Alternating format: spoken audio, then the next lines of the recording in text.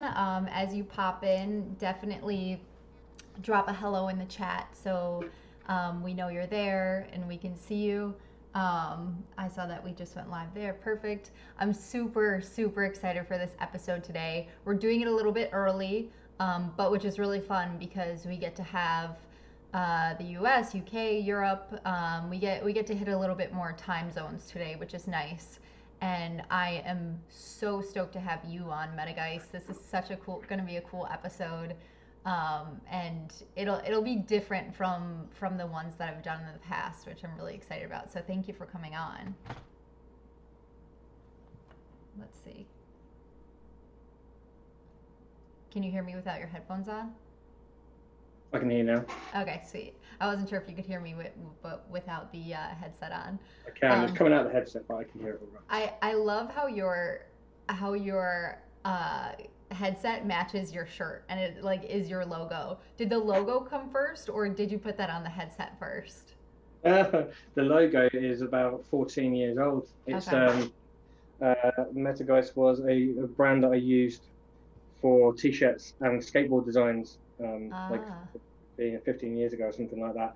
And then I put it to bed for like a decade. And then when I started to think about getting into VR art, I remembered this old logo. So it's metaverse, and Geist means to be at the start of something, or like a shift in paradigm, and Okay. obviously it's like a ghost, so like it becomes this character. But it's always been this like quizzical guy with like these goggles.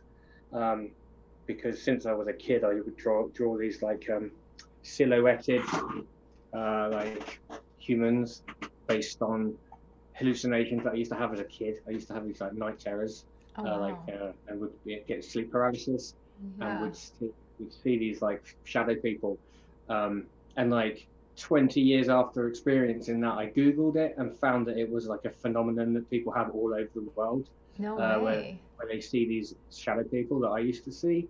So a lot of people think it's spirits and demons and aliens and all sorts of things like that, and I don't know what they are, but that's like influenced my artwork over the years, and then that's what Wow. he's become. It's almost like me taking ownership of him, because like Yeah. it terrified me as a child.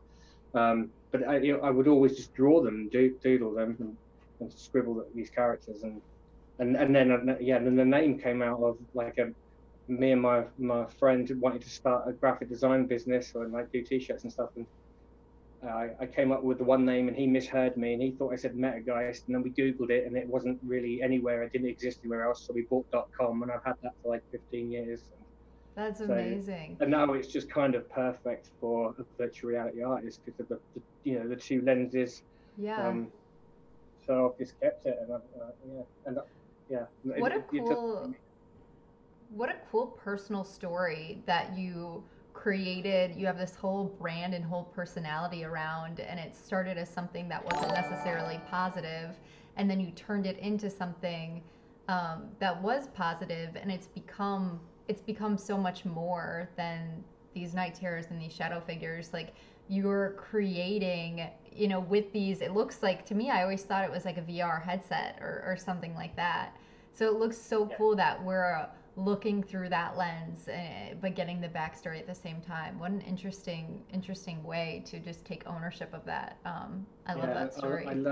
learned because of these nightmares. I learned at some point that if I just faced up to them, even though I wouldn't be able to move, if I just like stared right at them, sometimes they'd move closer to the bed as well, and it was like terrifying. But if I Oh. like pretended I wasn't scared of them, they would disappear.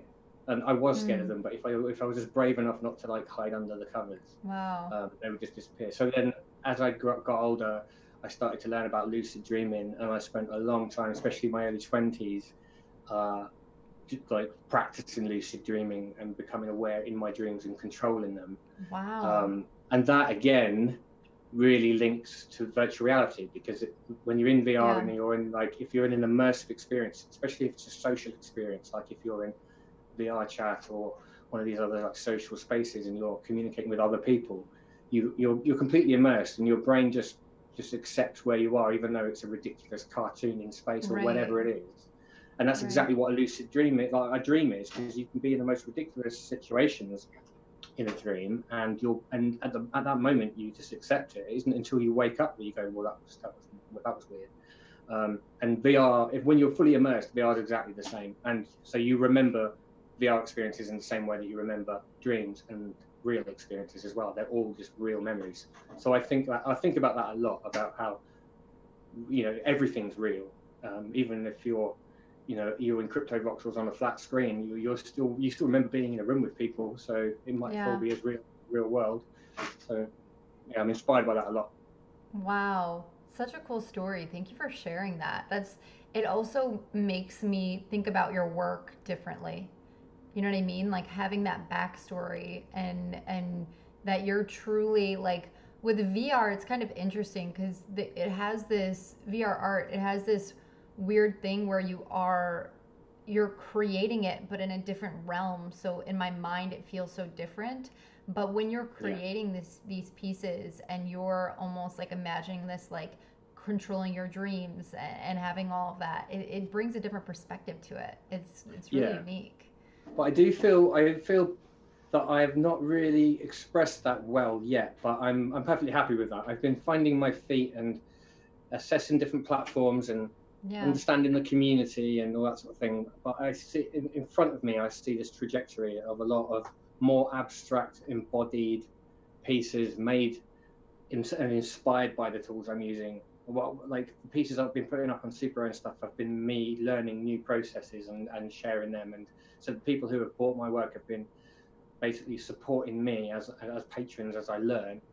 And I feel like now is the time to just really dive in with some of the images and some of the ideas I have, which do reference that, are Yeah. like embodied human markings that are of the medium. So not trying to do what people do on a flat screen, but make the artwork obviously like from gestural movements and things like that. So because there's an aesthetic there that is unique to these tools, and there's not very many people still using them, and there's only a handful of them, and I want to explore that, and I definitely want to explore characters that sort of are between realities. I want to do quite a lot Yeah. of what looks like AR maybe, but where things look real but aren't real, and some of it's in VR and some of it isn't, and that sort of thing. So that's why I'm into Very that cool. augmented reality as well. A girl writer in the comments said, Metageist, have you Right. recreated any dream material in VR? Um, not sort of specifically, um, but I have this like almost every night. I really, really, really enjoy that state where you're in between sleeping and being awake, where you're falling asleep in that hypnagogic state, and I see things like flicking and fizzling into reality sort of behind my eyelids as I'm half asleep, and it's really hard to capture because as soon as you want to write it down or talk about it or draw it, you lose it. um, Mm. but the last piece that I just put on Rarible a couple of days ago, I put like a small edition of 5 pieces of this weird abstract character that's almost not even a character, um, and that is a little sign of where I'm going with my work that's coming up. That looks a little bit like some of the stuff I see, but it's really hard to capture. Yeah. Um, and yeah, but I did. I did.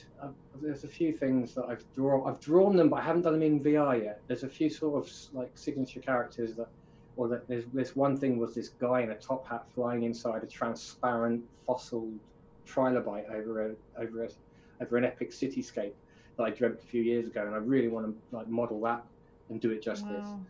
Wow. Um, but yeah, but no, not really. Not. I haven't sort of sat down and painted a dream. But I've got like a pile of like I've got about 20 sketchbooks, and there's a lot of dreams in there, and like a lot of doodle. Because usually I would like grab my notebook and write it down, because that's how you get better at lucid dreaming, is by remembering it and writing it down, and learning to recognize patterns, so that you can recognize that you're dreaming, and then choose to fly or choose to teleport or choose to do whatever. Um, Hmm. so there's a lot of drawings and things inspired by them, but not really yet. I can't think of a piece that I've done yet in Okay. terms of VR. You'll have to tell us when that happens because I feel like that would be a really cool collectible. Um, Yeah, yeah. Also, I want to say hi to people in the chat. Frank Conway, hey, super glad this is Hey, in your time zone. Andrew Steinwald, Editati, Easy and Crypto. I'm Nice. sorry if it's, I think it's Girl Writer. Tell me if I'm saying that Yeah, wrong. yeah. Okay. Coldy. Um, Nice. All right. that's awesome. So I think I met you first. I'm pretty sure it was like in March when I was doing a walkthrough of my puzzle CryptoVoxels parcel. That was That's you, right. right? Yeah. Yeah. Okay, I'm surprised you remember that. I Yeah. remember it. Yeah, because I think you had a pretty cool outfit on. Um, and I remember wondering if I said your name right. And you like came to this tour, personal tour I was doing, and that's where I met you. And then when I started seeing your name pop up on, because I'm not sure if you were like doing a ton of stuff in crypto art by then or NFT art by then. But then I started seeing your name all over Twitter, and I was like, no way, that's the guy that I met in Crypto Voxels. Yeah, I Um, went crazy. Around that time is when I yeah, just fell in love with this space. that is so cool. So you were, I mean, early on when you were entering in, you just kind of like, it seems like even just from me seeing you there, you were just like immersing yourself wherever you can and getting to know the community really fast. Do you want to just talk about, um, oh, lots of people just popped in the chat. Hey, Nemo Rodriguez, Biotics, The Savvy Life. A It's lot of names I don't know. You guys are awesome. Is this time? You guys all have to tell me this time zone is better. different time Hey, zone, and then Hasmus. the VR community. Some of those Non guys. fungibles. Bit Kitty, oh my gosh, you guys are all so awesome. I love those emojis. Hey, a lot of money. So, do you want to tell us a little bit about right before we started going live? You told me you've been doing this, creating art for 26 years, which is a long time. It's 20 exactly, years exactly. probably. Oh, 20 years. Okay. Um, it's a long time. I'd love to know.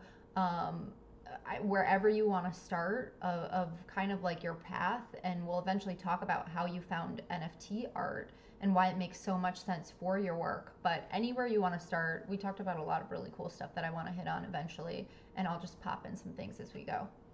Okay, yeah.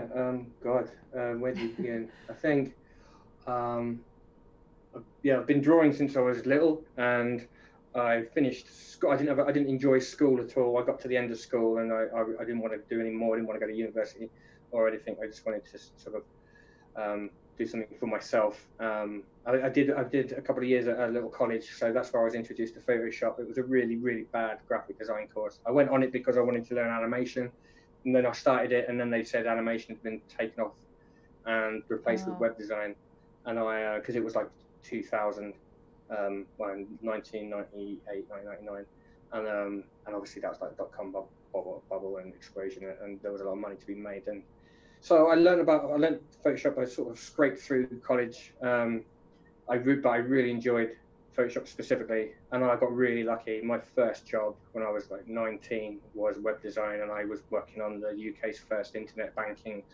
system, oh, doing the front end design for that on a really cool little team in a village near where I lived, and a bunch of other like websites. So I got sort of I was under their wing for a bit and taught a lot of sort of design principles, and had some I made some really good friends around that time.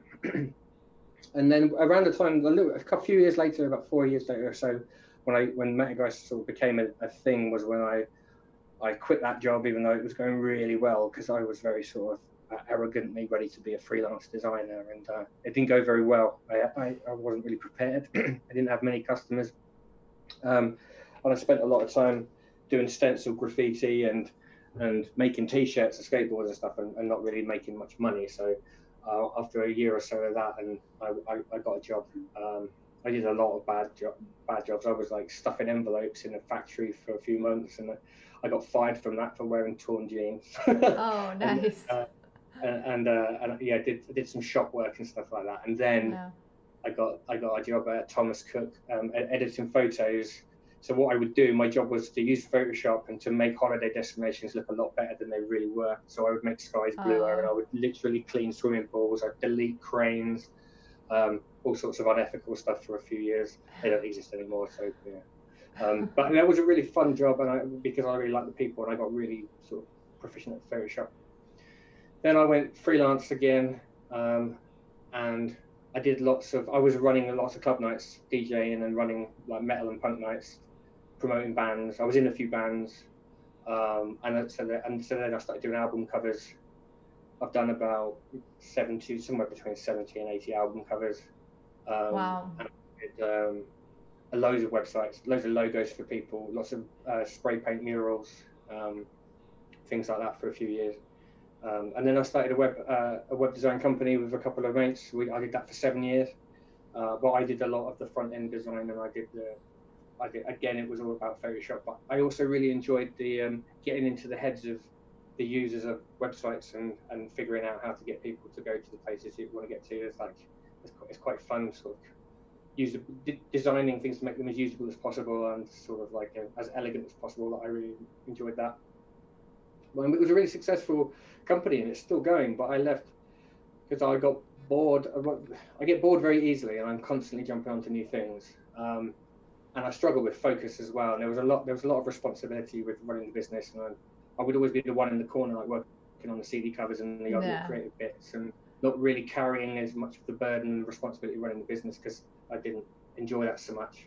I've not been officially diagnosed, but I'm pretty convinced I'm ADD, and I find focusing on anything for too long really quite a challenge. And also anything that I've done before, I don't really have much drive to do it again, because there's like this dopamine deficiency. So I have to be excited by something, which is why the crypto art space, the NFT art space, is ideal for me, because it's so fast moving, and it's, you know, it's constantly something amazing to dive into, and or people to meet, or experiences to have, and that's why I enjoy this sort of so much. And not being able to sort of motivate myself to do things that I don't necessarily really want to do in the moment means that I often leave things to the last minute, and I'm constantly stressed about like the deadlines and things. So that's another reason why I'm looking forward to starting to, well, I've tied up a couple of really cool community art projects that I'm working on now, to then just have only my art and my ideas to worry about. And I mean, I wouldn't have dreamt a year ago that this would be possible. So around lockdown, just before lockdown, I was teaching virtual design art programs, and I was trying to. I discovered Tilt Brush a couple of years ago, and it blew my mind completely. And I just had to make it what I do, because I just think it's amazing. You know, to be able to create things, immersive things, 3D things in a spatial environment, and draw it and be in it and share it, and to be able to do 3D without having to look at a flat screen, but create 3D in a 3D space, it still blows my mind. I still grin constantly while I'm playing it. I just really enjoy it.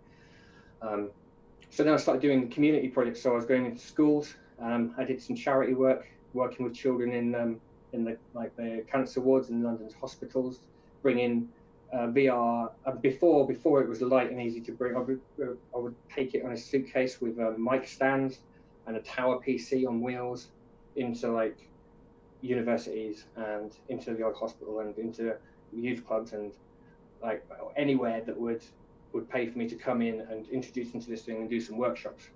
And I've done some cool stuff with some primary school kids, like 9-10-year-olds. I got 30 kids, and we all made artwork in Tilt Brush and made a sculpture garden in Unity together. And that's the sort of stuff I was doing. And then sort of COVID came and landed, and none of that could carry on. And my email went quiet.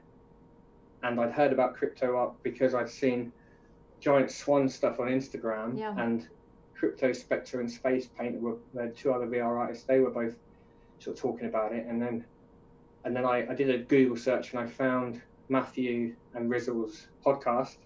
Very cool. I listened to like one episode of that and was just like so excited.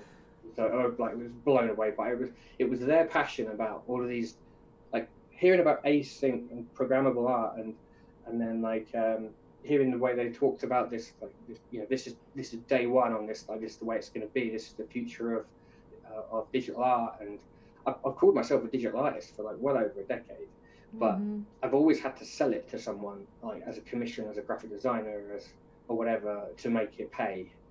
And to see an opportunity to be able to like pay the bills through doing my own weird art, like I just doubled down on it basically. So I was running club nights and events because I come from a town that didn't have so much of a not really a rich tapestry of creativity because it doesn't have a university and it's a little bit isolated, and there's London's nearby, and so you would have to, if you wanted something cool to happen, you had to do it yourself. So I've always been about community and sharing things. So a couple of years ago, well, last year I was running a club night that was like into the evening, with a bar and music and live DJs, but also augmented reality, VR games to play, and 3D printing and drones and all sorts of things like that. So I think I've inevitably become the sort of person that sort of brings people in and tries to have events and tries to like foster a community as well. And Yeah. and it's like it's the nicest community ever. I mean, it's wonderful. Everyone's so supportive. Even the slightest little bit of drama and like aggro is just entertainment briefly, and the rest of it is just all of this inspirational magic. So yeah, that's how I've ended up here. So I've just been finding my feet, really. That's so amazing. I want to dive into a lot of that, but we had some questions come in, and then I don't know if you want to start using, like, doing the community-driven piece as we chat. We can Yeah, I figure out think I how. will. It's weird wearing it on the top of my head, like. Okay. But someone did. Girl writer asked, "What's your drink?"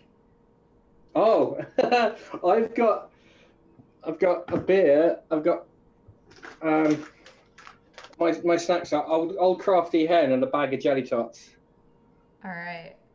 Uh, Old they're like crafty hand and jelly vegan tots. sweets, and yeah, I've never heard of either of those. It must no, you be wouldn't your have done, side of but old the. crafty hen and a bag of jelly tots. Just like when I put them down and read them together, it made me laugh. So I've just mentioned them. I love that. Easy said, love that you're spreading this into schools. I agree. That's so amazing. Bioptics also said that Matthew and Rizzle was their entry, which is amazing because I've heard of so many people say that Scent or that Yeah. podcast brought them in, which I just love. Dow Records, wow, back to metaverse events. Glad to be free to enjoy them. Super glad you're here too, Dow Records. Um, Cool. And people are just connecting in the chat. Really glad that you guys are, doesn't get more British than that, than your snacks, apparently, which is very cool. Awesome. So I would love if you just want to talk a little bit about what you're going to be doing on the stream and creating and how people can kind of chime in. That would be huge. So Yeah. people kind of know what we're doing. Yeah, well, I'm in Gravity Sketch. You can get this on the Oculus Quest, the wireless headset. This is an Oculus Rift. So I've turned off the UI so you can't see all the menus and stuff because it's a bit messy. But I just wanted to sort of have a go. I'm just going to do an abstract, just like a scribble, really, just make it like have a bit of fun, and see where it goes. But so you can see, I've been using mixed reality here. So I'm inside a green screen in the software rather than in the room, and I've got a virtual camera set up in the design space that is more or less aligned with my iPhone that's on a tripod, and so it's not perfect, but basically these are in my hands. You can see. That looks great. I've got control of it. So when I pull a trigger on the controller, I will be able to just draw it in space. I've got a mirror on at the moment, so there's like symmetry. Yeah. I'm trying to bear with me a second because I'm going to have to move my screen. Oh yeah, take your time. You have such an intense setup compared to what I have to do, so I don't even know how you're handling all of this.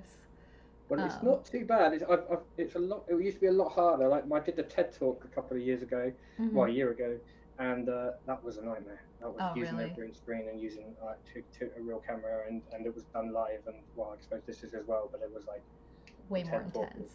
Yeah. This has been easier. So what I've also got my monitor showing my mixed reality feed inside virtual reality inside my green screen where I can draw. So oh my gosh. Like layers and things like that.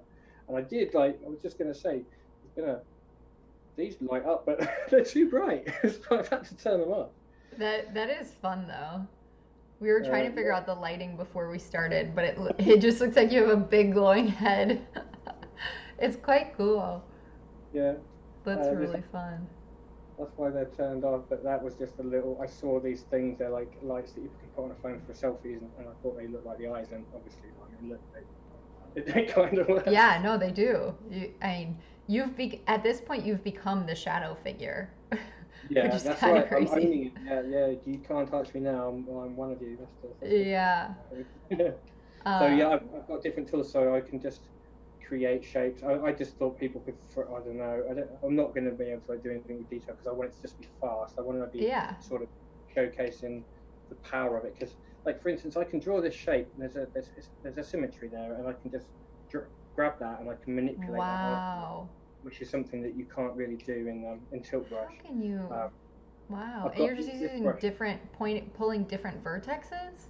Yeah, exactly. Okay. So if I just draw like a wiggly line here, and you can see like I can now I can not only can I sort of drag Ah. that and move it around, but I can make it thinner and thicker. Um, if I want to, I can set it so that it's got speed width, which is really nice. If I just turn off the mirror for a second, let me have a look. So that you can do this like really nice, like Wow. almost like calligraphic, So like. cool. And when you go fast, it goes thinner, so you get like this nice motion. In fact, I will. Oh no, I can't. I was going to load up another piece of artwork, but then that will reset the camera, so I can't. But yeah, I've been using quite a lot of that. The last piece that I just put up on Rarible, the new piece. Yeah, what is your new piece called? Um, Oh, sorry. You it's froze. gone. It's arachnophobia. I think it's basically Okay. mixing the fear of balloons and the fear of spiders into a name. Okay. That's what it reminded me of. And he's a gestural character. So what I did is I gave myself an hour to model him. And I was like, I'm going to set an alarm. I'm just going to do this for the fun of it, and I'll see what comes out. Rather than I often like labor over what I'm doing. Mm-hmm. Like the Moongate piece I did a little while back took me like well over a week, and you would never know it, but it was just lots of fine tuning.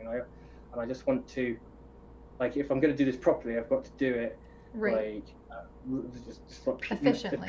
as pure as I can, like just as like whatever comes out, and not worry. I've been worrying a lot about like the market and how to sell and things like that, and Mm-hmm. I've realised that really one of the beautiful things about this sort of scene, I think of it as like a subculture, is that people really do genuinely value just the integrity of whatever people want to do, regardless of what it is, Yeah. regardless of how technical proficient they are or whatever. I think people like to be brought in as part of the story, which is like what this was, um, and to see that sort of see things unfold and watch people develop and all that sort of stuff. So I just thought I'm going to do exactly what I want, and so that piece of is kind of a mess, and I love it for that. And I think I can see that like that workflow becoming how I work from now, and where I just sort of get in the zone. Because what you can do in VR is you can find a flow state very easily because Mm. you've no distractions. You've got no browser, you've got no Twitter, no phone. You can't even see your room. All you've got is Yeah. this immense canvas all around you. And so what I always have music on, and I just like losing myself basically in what I'm doing. That is And so amazing. The it's funny. The chat was like download. Non fungible said downloads Gravity Sketch now, and other people said they enjoy it. Pizza Rob said, "Did you make wasp riders with this?" did I? No, I didn't actually. The Wasp Riders was made with Google Blocks, but it would be better done in this. Okay. Well, I say better. Google Blocks is it's kind of like a low poly tool, but you can create a shape like I'll create a cube like this. I can create a shape, and then I can manipulate that like this, and I can add points, and Wow. I can really distort it really quickly, and then I can add levels of subdivision to like soften the shape and create these Oh, shapes. But cool. you didn't have this in Graphic Sketch at that point, and I was learning when I was doing the Wasp Riders. I was learning how to trying to get some sort of character and some sort of life out of some very simple shapes. Yeah, so that was Google Blocks, and that's free as well. But nowadays, I'd recommend that if you ever wanted to do anything like that, you would just do it on this because it's affordable and it's on the Quest as well. You don't have to have an expensive PC to run it. Oh, that's amazing. I didn't know that it could do standalone on the Quest. That's Yeah, huge. it's yeah it and they it's people are using it to collaborate using like a multiplayer like a studio share tool that's coming out soon.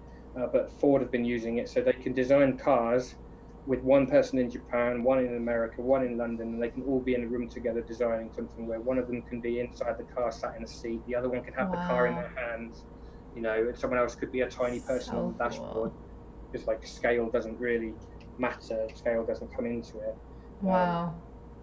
so it's and yeah, it's used for product design predominantly and car design, but you can do creatures and things like that. And I just like doing like the stuff I've done. It's just like surreal, really. And Um, can you put different like materials and colors on different sections pretty easily? yeah, you can. Well, yeah, what you can do in here that's really cool, that's really underused and really powerful. And I've only just started using it. My mate Kevo, he's on Super Rare now. He did a really nice manta ray model using the textures. If I bring in, because I can bring in, let's have a look. A reference photo. So here's a reference photo that I used for my Neon Anemone that Jamie Foxx just bought. Thank you very much, mate. That was my last sale. So I can bring this in. This has got green in it, so that's why it's a little bit see-through. But now this is a reference photo, so I can just put that up there and I could draw from it. But now that it's in my environment, let's have a look. I can draw a shape, and instead of choosing the color, check this out. I can use the texture. Wow. Like I say, the green is transparent, so that's Right, really. right. But That is so you can see the cool. potential. Um, yeah, so if I choose like a different picture, I mean, it even looks cool with part of it being see through. yeah. I mean, these are all pieces. These are some of my new pieces that are going up on Maker's Place. I've got this. I'm developing Oh, this I world called love Thorax. that. So Thorax is a world of tiny people that live at the bottom of the food chain and ride insects. And Oh my gosh. these three people are like web winders, and they collect web. They ride moths and butterflies. But How cool. you can see like up here. Oh, up here there's a spider. So and then this is one of them. Um, Again, it's got green. Wow. The chrysalis, and you can just see a character there.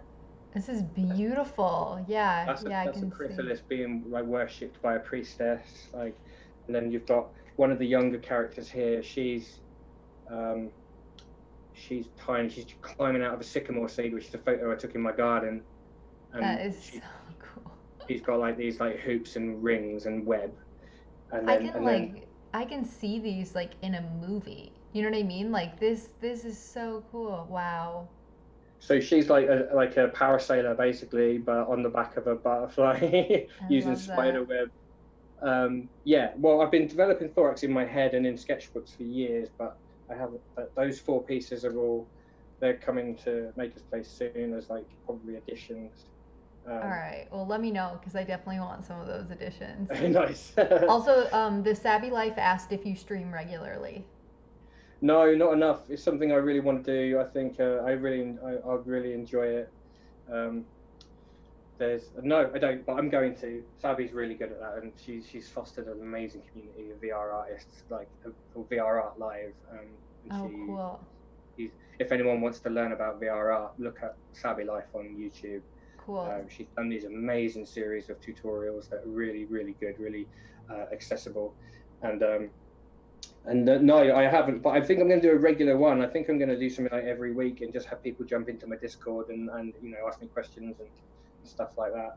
And I can work on stuff with people there in the room because I think it's really fun to do that. And also, I'm pretty much locked down in the house like and don't see anyone anyway, so Right. it's good for my sanity. And the cat there's only so many times the cat can hear the words MF2. Yeah. That's cool. I'm gonna check out your stuff, Savvy Life. That's awesome. I need to get your info. Easy said love using the photo from your garden, especially since Easy does so much amazing photography of plants and different landscaping and flowers and stuff. So that's, I'm sure he has a good appreciation for that. Yeah, I know. If I remember I had a first conversation I had with Easy was about landscaping. He was talking, saying there's not enough greenery Yeah, crypto voxels. in crypto voxels, and he's absolutely right. And I've got like a lot of opinions about the metaverse and about like the lack of greenery and things like that. Like, Yeah. absolutely, I absolutely agree with that. I've loaded up like this little hidden thing because this is Oh, what I was cool. working on today. This guy is I'm really excited about the future metaverse and more specifically in the interoperable metaverse where all sorts of different platforms can connect to each other. Some of my work's been exploring like the ETH hopper that Tubador bought a couple of days ago. That is an installation with audio, and the theory is that because there's one in Decentraland at the moment and there's one in VR chat, one day you'll be able to use that as a teleporter to teleport between like the two. That's what I would hope. And this is a concept called a cyclops, and the idea is that I was thinking like I don't like too many walls and doors in the metaverse. I don't understand that. I think why would you have even gravity when you don't need to have it? But I do like the idea of buying objects with function. So this is something that you might put in your where you live in your bubble or in your asteroid or underwater or wherever it is you live in the metaverse. But it's got like this aperture. Yeah. And the Cyclops is going to be a way for me to deliver a new social token that I've just got on Triroll called Eyes. So I've got 3 million eyes and like EYE. Yeah. And there's a link actually. You could stick that in the thing. There's a link so that the first 20 people who click on the link will get 666 Metageist eyes. And I'm kind of jumping on the bandwagon there, but I think I really like that. I'm really interested in social coins and where that can go. And what I'm going to do is I'm going to create one Cyclopses like this. They'll be kind of similar, but they'll all be unique. And then maybe at the full moon, I think, or at a certain point in the future, I will use augmented reality overlays to open them. So everyone who's got a Cyclops will see what they've won because it will reveal like a circular glyph, like a barcode, like so cool. some sort of radial rune, and they can cross-reference the rune that they've got and see what they've won, and they'll win different amounts of eye, but also one of them will win like a new sort of NFT. Like I thought that was quite cool to have an object. Amazing. An object with utility. Yeah, a piece of art with utility, which is so cool. By the way, do you want me to pop the link in the chat right now? Yeah, stick it in and people can click it and grab a few. Beyond that, I don't really know what I'm going to do with that, I think. But I like the idea that once someone's collected enough pieces, they just get some free stuff, or they get access to. I like the idea about giving access to live streams as well. If you're part of the club, it's just like, you incentivize like a loyalty card, I suppose. But yeah, so this is the first one, and it kind of sits on the ground, and at some point it just sort of opens and delivers you something. But in the future, this sort of thing in VR could be on a specific date. It just surprises you with a random object, or it opens a window through to another world, and you could just peer your head through into someone else's like environment, or that's I don't know, amazing. like, you could climb inside. Or you could like drop off, mini NFTs to everyone who owns one of these, and they can like take it out of this weird like portal thing. Exactly. Yeah. So cool. Exactly that. That's one of the many sort of ideas. They're so amazing. I love also what you mentioned, and I would love to see more of this. VR, like everyone creating stairs and elevators and all of these things when we really like in many, of course, in Decentraland you can't fly yet. Hopefully they implement that. So there does have to be some things, and I know they don't really allow linking out right now.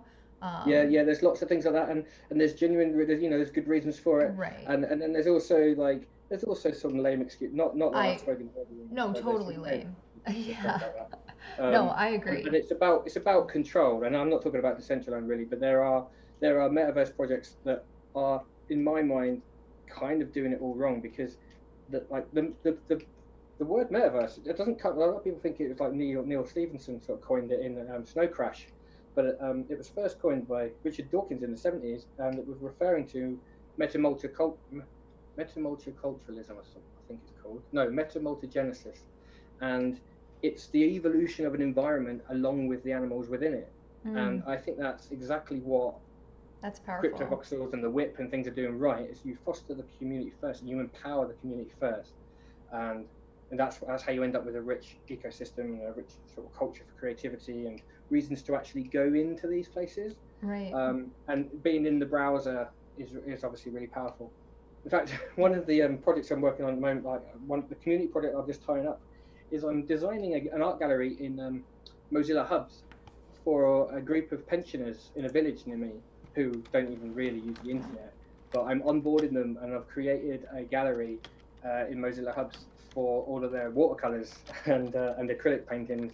And I'm Cool. having like a launch party for them in a week's time. We're having a Zoom chat, and then we're going to try and get them into Mozilla Hubs. And I showed them the build a couple of days ago, a few of them, and it blew their minds. And instantly they saw their little watercolors that they've been painting giant on the wall. And even though it's on a screen and it's not VR and it's not especially immersive, it's enough for you because of the connotations, because of how you refer to art in a gallery space.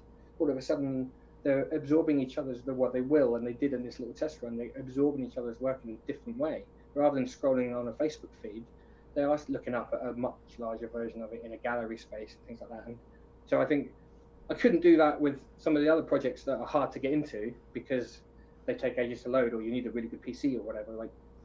And that's actually really powerful. Like I said earlier, I did a lot of community work, and I'm interested in the therapeutic benefits of virtual reality and immersive experiences. And I genuinely believe they can be really powerful. Yeah. But for that they need to be accessible.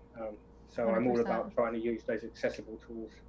Yeah, and on that note, actually, uh, Marizu just said, I think VR could be really helpful for isolated people like prison Yeah, or pensioners, which it's interesting because there's so many people that can benefit from this, and even people who might be isolated by choice because maybe they have anxiety or whatever it is, yeah, or yeah, people yeah, who yeah, suffer from different sort of things or just live with different circumstances. VR yeah, can be healing. It can be the way into some people I've told some of my friends about who have no idea what's going on in this space, and when I tell them about living in VR in the future and all this stuff, they're like, "Oh, that's so dark. Oh, that's so what a weird world. That's so grim." But for yeah, me, of course it would be an option, and it would enhance so many people's lives if it's given to the right people and, like you said, accessible. It's truly just powerful and so amazing, and it's good. It's not scary in my opinion at all. yeah. I Um, think there's reasons to think about consequences, and and I'm worried about Facebook having such a monopoly over the horizon that's coming out, things like that. But a lot of people don't realize that they're already living in a virtual world. The people, like, the average amount of time people spend on their mobile yeah, phone is like 5 hours or something ridiculous a day. Globally, you've got 1 billion people in Facebook. Just because you haven't got a headset on doesn't mean that you're not fully immersed in a virtual world. Um, it's when you see someone staring at two people staring at the phone, not talking to each other, that's a bleak image. And Black Mirror is a popular show for a reason. There's lots of questions we should be asking. But like I've put a headset on an 88-year-old woman and put her underwater on a scuba dive and seen her cry. I've worked with wow. children in cancer wards that can't leave, and they get to play games and they get to play with tilt brush. Hmm. And in the future they'll be able to socialize with other kids, whether they're on the other side of the hospital, it's their parents at Right. home or whatever, and they can play games, move. People in wheelchairs being freed up to be able to fly around. It's just there's pros and cons, but in my mind, because I've been focusing on sort of the therapeutic benefits, I mean, I got approached, it didn't happen in the end, but I did get approached working with teenagers with anxiety, because they can socialize, they can hang out, they can meet people, they can make friends, but if they get overwhelmed, they can take the headset off and be back in their room. Right. Um, Yeah. and there's a lot of power to that as well. So, but yeah, Very cool. there are pros and cons, but I think it's also inevitable. Like, I just think it's inevitable. Like, the realities, digital and real, are blurring day by day. and so it's about having enough people, enough artists, and enough people with empathy, sort of trying to explore the positive ways of using them, using these tools. Right. And I love that you're talking about this, and that, through your work, hopefully, and while explaining it to other people, people start to realize that, because it is so important. And as artists, um, at least in my opinion and through my work, like, it's the goal to help someone experience something that they haven't experienced before, and also be an educational resource. For me, it might be, crypto and Bitcoin, and how to own your own financial future. For you, it might be, or for anyone, everyone can have their own meaning, but for you, it might be how to use VR to, change your life in like every single aspect, which is so amazing. And also, I just love that on your journey, you've done different things, and VR, when you said maybe it's hard for you to focus on certain things, all this, but with VR, you can sort of pick up and start something new, or continue something old, or you can just kind of go in whatever direction you want, which is really cool. Also, this piece is like coming together very fast and looks awesome. Um, you've already added so Yeah, well, many. this is like this. I think I'd like Sabby's. I need to do more streams, because this is really fun. But it's nice to not be in isolation doing it, because usually Yeah. on my own. And I really love listening to music, and I listen to like Token Smart and Mm-hmm. various podcasts while I'm doing this as well. But um, I often, you can see it once you learn about it. Like Giant Swan does it as well. Rosie Summers and Crypto Spectre, like these VR artists, they and Kevo's another one. A lot of us really enjoy that. Put music on and just like actually move your whole body. And Yeah. I can, if I look up now, like if you see this, that's that foot. So now this thing is like 10 feet tall, and I Wow. can. So when you're creating something that's going to be in VR, while you're drawing it, you can see how it's going to look as you walk underneath it, and then you can scale it So right back cool. down and just have like little character. That's Um, amazing. but Um, yeah, I think you can see what's happening is what always happening. I'm inspired by the weirdest animals, really. Um, with those thorax pieces as well, and the wasp riders, I'm really interested in how like we're fascinated by the concept of aliens and other dimensions and things like that, but like with insects as well, we're like, which you can see that there's a bit of insect inspiration there. oh yeah. There are these alien societies all around us, and Mm-hmm. they're far more complex than we think. And there's always like, and I think that at these different scales, there are parallel dimensions under our feet, and microscopic animals. There's like wars being fought that we are completely oblivious to, and then there's got this like insects blown up to a large size. That is like architecture, the shape of them. So Yeah. there's lots of ideas for these characters that live in exoskeletons, like or like hanging in pods under mushrooms and things like that. Because I try to say, although I'm definitely inspired by a lot of crypto artists and VR artists. I try. I feel I'm more inspired by the weird things I see when I like lie down in my garden and look closely at the plants, How or cool. or deep sea as well. The weird stuff happening under the sea just I fascinates was me. But just gonna say that this piece looks like, in the beginning you were like the deep sea or in your garden or in space. This piece looks like it could literally go in any of those settings and fit, which is really cool. Like, I couldn't imagine like trying to go into a piece creating something that would work with all of that, and this does, which is pretty I cool. think I'm only going to get weirder now with my work. I I love feel it. like if you're going to do this, if you're really going to double down and be a crypto artist, then you've just got to go like all out. Go, like you said earlier, go beast mode. Yeah. Turn on my bright lights and just go Yeah. crazy. Um, and yeah, I think that the sea stuff is something as well. I've done a lot of scuba diving, and some of the coolest and the scariest things I've ever sort Oh, of I'm sure. been been like in the sea. Yeah, I can't, fun fact, or maybe not so fun. I can't swim, so the idea of that Right. scares me. Well, But I'm not very good. I'm not a very good oh, swimmer okay. either. But I You mean, don't need to be amazing. yeah, I have been in I mean, the most beautiful thing that I've ever, seen in water. When I was in the Bahamas, I put a life vest on and I had flippers on, and we like Yeah. swam into this cave, and looked down, and the water is so clear, like as clear as your drinking glass water there. Yeah. And seeing jellyfish and fish and stingrays and all of these things underneath us, and like literally I could reach out and touch it, was insane. It was so beautiful, and I You know could what? absolutely see how you'd be inspired by that. Yeah, short of being in the middle of the rainforest, you're never going to see such a rich ecosystem, like a rich number of things, like and stories and things unfolding with animals than you will like on a coral reef. Yeah. Um, I haven't really done that much. I haven't seen sharks. I've only seen sharks from a distance, which is something I really want to do. I haven't seen any whales or dolphins yet, but Mm. I've seen turtles. I've seen phosphorescent jellyfish, which is incredible. I've swam with barracuda, which are terrifying but Oh, beautiful. yes, they are. Um, I got swept out last year or 2 years ago in Bali. I got swept Oh. away in an undercurrent away from the whole group and nearly ran out of air right in the middle of the ocean on my own, Oh which was my the gosh. scariest experience I've ever had, I think, pretty much. And Did and someone, that's still did they come that's to still rescue you, or did you have to swim yeah, back? no, no. I just this sounds really cliche, and no one ever believes me, and it sounds like I'm making it up, and because I wouldn't believe me either. But I was on my own. I was hyperventilating, and I saw a turtle, and the turtle's attitude was like, "What are you doing? You're fine." And I know it sounds like something in a cartoon, but that's what happened. And I had enough air to get to the top, so I rose to the top, and I couldn't see anyone in any direction. And then I saw this guy waving, and he'd done hundreds of dives, and he said it was the weirdest, one of the weirdest things. What happened is we'd gone out with even though there'd been a warning about a riptide Mm. on a full moon, and the whole party had got split up.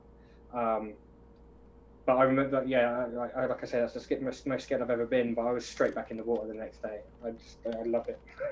I mean, I Wow. live for that. I've jumped out of a plane as well, and things like that. No way. I like that sort of stuff. I've only done that once, but I'd like That's to do this again. crazy. No, if you're gonna live, you might as well, really Yeah. go for it. Wow. I didn't go on, I think I went on my first plane ever when I was like 18. I, So, I, I think I did, to be honest. It was a long time. Maybe not. I don't know. I can't think when it would have been, but there's a lot of things I did quite late. But yeah, then I went and did it a lot, like with the diving and stuff. that is so cool. I love that those experiences, those like real life experience for you have inspired so much of what you do in VR, but then your VR work that you're inspired by some of these real life experiences is so mixed with all of these like virtual, like cool, I don't know, like tech, like weird robotic looking things almost at the same time, even though it's so organic. And then your work Yeah, is inspiring other people who have maybe not had these life experiences that you've had. So, what a cool, like, just path that you've taken to get here, and that other people are going to follow to get, to a place where you are as well. I Such a cool think story. we're all just filters of information, really, aren't we? It comes through us, and I don't know if there's much in the way of an original idea, but you mix your influences together to create something, and I think personally, I think like the creative urge is unique, not maybe not uniquely human, but it's something that everyone has, even if they Mm. don't think they have it. Whether it is fixing up their car or doing some knitting or writing in a diary or whatever, we have this creative urge, and I think it's really important. I think I stave off, and I generally these days do well in terms of my mental health because I create something every day. I think that's really important, and that's something I drum in to the kids at the schools and Yeah. people like me. Like, it doesn't have to be like this, and also I think schools are bad for like making art and stuff feel like a competition when actually the process of making the art is so valuable. Um, and it doesn't have to be a unique idea, and it doesn't have to be anything special, but it can be influenced by anything. Um, and, uh, and like to think that what you're doing is like unique in any way would be silly, but what you've got is a unique twist on what it is that's influencing you. Yeah. Um, so like I like sci-fi and spaceships and robots and all that sort of stuff. And these tools are still, I mean, they're beautifully organic, but um, you are going to have in this program specifically, you get hard edges and stuff. So, and I really like that. I want someone to look at my thing and go like, what on earth is that? Is that Yeah. is that organic? Is that a robot? I don't understand it. Like I like that. This looks I like get all my that drawing. exactly. Which I think is also special, like when you're doing, a lot of this, there's like some symmetrical aspects, but I love the asymmetry with it too, which does make it look so organic. Like these lines at the top and then the lines at the bottom or the right side of it as well. Looks so cool. Yeah, I think I like to start with symmetry, because you make progress quite quickly, and a lot of things work being symmetrical. And then what you do is you bake the mirror. So you break. So at the moment that's got symmetry, but I can edit it when I get into the stage where I can manipulate it. I can bake the mirror so that then it becomes two halves, and then I like to like shift them a little bit and put some Mm. asymmetry. Just breaking it now. Wow, Yeah. you're so fast with all this. Is there an undo, like a Oh yeah, this gravity sketch is amazing. You've got like this okay? undo. So I just oh, you can't see it because I've turned it off, but there's a clock, and you just spin your thumb around and it goes back in time. Oh, nice. So it'll go really quickly all the way back Wow. to the beginning. And so this is when I first drew what I did the other day. So you can see the order in which I did things. Yeah. But what? So if I just turn that all the way back up, you'll see um, all those bits come back in eventually. And each individual piece has its own history state. So So cool. if I go into, I don't know if there's much that I've really changed, but if I go into, let's just go into this leg thing and see what happens. It'll be on this side. Then, oh, that looks like I didn't really do very much. But you can go back in time inside each individual bit there. That's See, very cool. that's where Ah. and to be a limit on that. And also, you've got up to 100 layers in this, so all of Mhm. these little pieces could be in on individual layers, so you can turn them off and turn them back on again. So what I'm going to do with this like Cyclops thing is I'm going to make a bunch of different ones, all like so like the next one won't have the teeth on the back of the legs and things. I'll use the basic shape, but then I'm Do going to have like different loads and loads of layers of all variations. the different designs that I can switch on and off. Yeah. And then the time consuming bit, because as you can see, this is kind of like natural and quite easy and fun to do.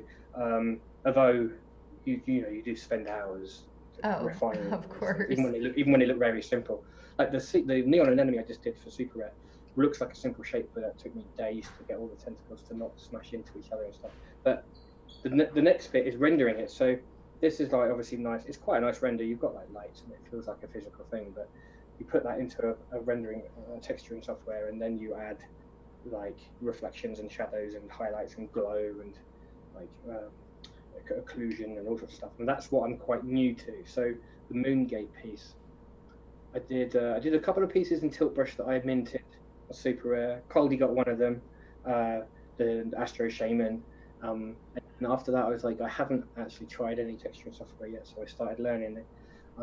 And now I'm about to dive into Substance Painter, which is the one where you can really go to town on amazing dynamic textures. And then I can also load this up on screen, use my Wacom tablet, and I can paint on the surface, so I can Wow, add cool. designs onto the surface and stuff like that, and all manner of amazing things that are sort of beyond me at the moment. But I've got a It doesn't sound like it's very beyond you, but okay.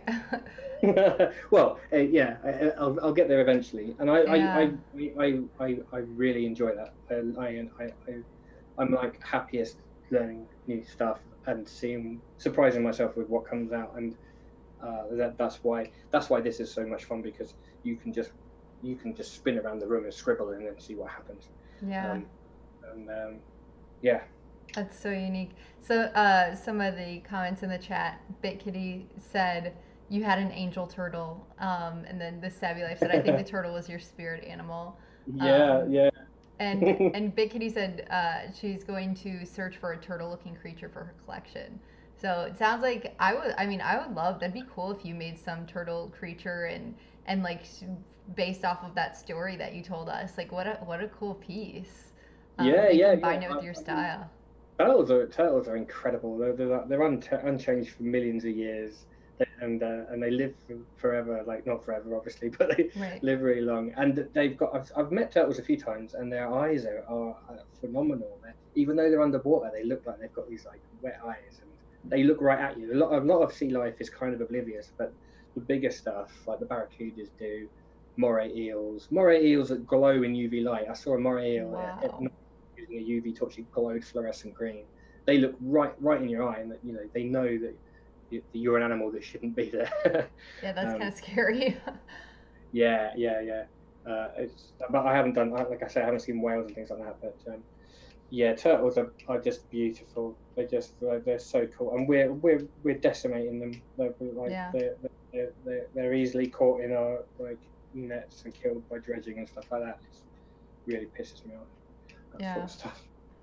Um, which reminds me, I saw a post of people saying when you throw away your mask to cut the strings, which All right, I don't yeah, that think. makes I mean, people don't even think about that, right? shouldn't go. I mean, they Um, shouldn't end up in the sea at all, should it? I mean, yeah. it makes people feel better about throwing their things away. Those are obviously, yeah, fulfilling landfill. Yeah. Um, Linman said, "I saw your last piece was animated. How did you do that?" Which one? Um,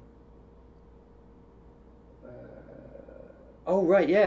The neon anemone. That's I'm not really good at animation. I'm not really experienced with animation. I've got After Effects, and I know what I should be learning by it. I haven't. So that was like, because the actual NFT, the actual object was a 3D piece like this that's sort of for display in VR really. The thumbnail, I just used a mobile phone app.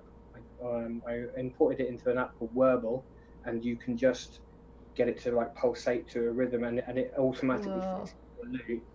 And then I added overlay. So I used Photoshop first. So I cut out pieces in Photoshop to make PNGs, and then I used Dropbox to import them onto my phone, and then I put like there's like 3 layers, and then there was a thing on Wordle that was just like light coming from the top. So I put C in the background, put light coming from the top, and then I added bubbles on the front, and so the whole thing that thumbnail was just it's high res and it's high quality, but it's done on an iPhone, and So cool. the app's great. I mean, you scroll down Wordle, like so many things are done on apps like that. There's quite a few, um, and I don't generally use it because I really want to focus on this stuff, Right. but I thought like the last time I did an object, I just did an image for the thumbnail, and then I saw, I think it was VR Human, phenomenal artist. I'd recommend anyone to look at VR Human and Dirk as well. They're both VR artists on Super Rare. And one of them, I think VR Human, had done an animated thumbnail. I was like, of course, you can just have like a GIF. So I just worked on that for like probably about an hour, and it made the whole thing come to life. Wow. But animation is something that's a big gap in my skill set. Animation and texture are things that I really want to focus on. And I've got like, I suppose I should say now, I've got a nifty gateway drop coming, and on October 20th, I'm going to be releasing like a blind pack with 10. I think it's going to be like 10 creatures in it, and Cool. I want them to be subtly animated. They're going to be like mystery creatures, like silhouetted, and you won't know what you get until you open it. And they'll be obviously varying, Oh, that's gonna uh, be awesome. like rare ability, rare traits. Yeah. And that's my big thing that I'm really excited about. So that's why I want to learn Substance Painter, because I want them to look like the sort of toys that you collected in the 80s, that I collected in the 80s. That sort of thing, because a lot of this is, I mean, it taps into what we enjoyed as a kid, like collecting, right? Collecting Right. stickers and collecting toys and objects and things like that. And I'm unabashedly open to that. I don't, if I'm being childish, then so be it. But I think I like the idea, and also there's not enough creepy dark stuff. I want to put some more sort of creepy stuff up on Nifty Gateway, so I think I'm going to have these like blind packs and put some monsters up there. I love Um, that. I'll use Substance Painter to make them look like, give them like subsurface scattering, so that the light is absorbed slightly into the surface, so they look like they're made of rubber or plastic Ooh. or something like that. But I want Yeah. them to be just subtly animated. Um, or maybe just turning, so because I think it adds a lot Yeah. to the movie. Congratulations on that, by the way. That's awesome that you're gonna be doing a drop there. I am 100% gonna be collecting some of those packs. Thank you. Yeah, I'm over the moon. I mean, I feel like I've done something right. Especially like the last week, I've been accepted onto that. I've made so many sales in the last 2 days.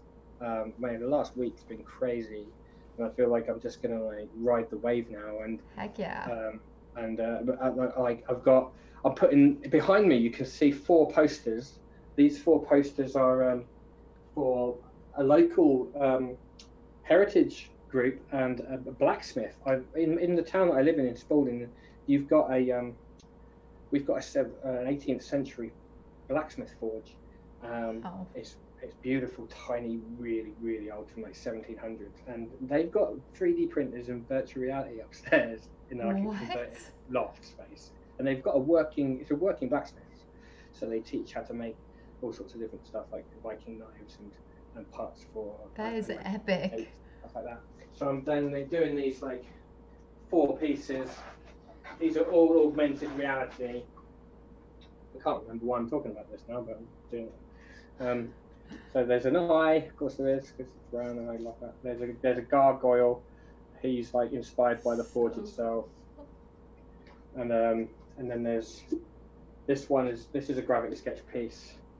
And I'm probably going to mint these as well because they're perfectly they're beautiful. To do it, but they're happy for me to mint them as well. Yeah, they're beautiful. And they've all got 3D VR overlays that come up on when you use a Rise. And there's a teapot as well that you can go inside. Wow.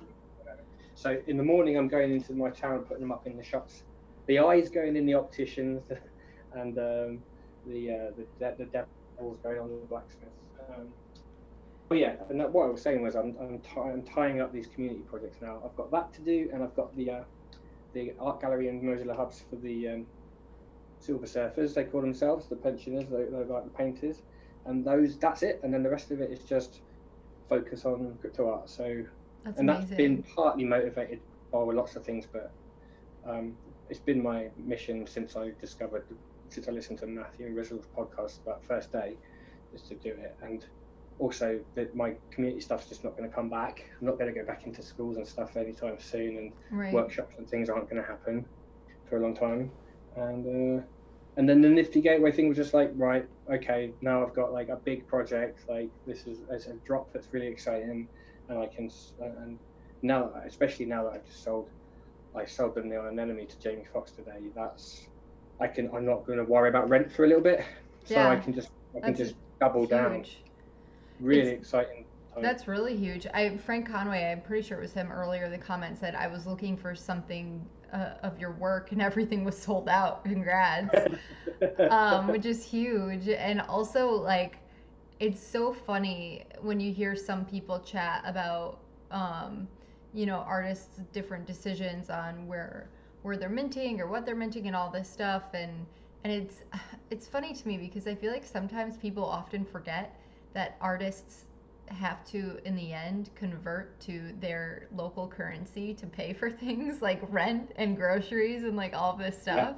And not even just in NFT art. It's kind of like, I feel like a common thing. I remember before I started NFT art and when I was just doing like graphic design, my friends or like friends of friends were like, oh, I know, like, I think Josie does some of that web design stuff. Like, she could probably whip something up for you for free. Like, and all of this stuff is like, actually, no, like, this is an actual job, even though it's creative and it might seem fun to you. Like, it is work. And like, we do have to pay bills at the end of the day. So it's always kind of funny to like bring that reality check to some people who kind of forget that. Even though we're lucky to love what we do, at least for the most part, we are still people in the real world, right?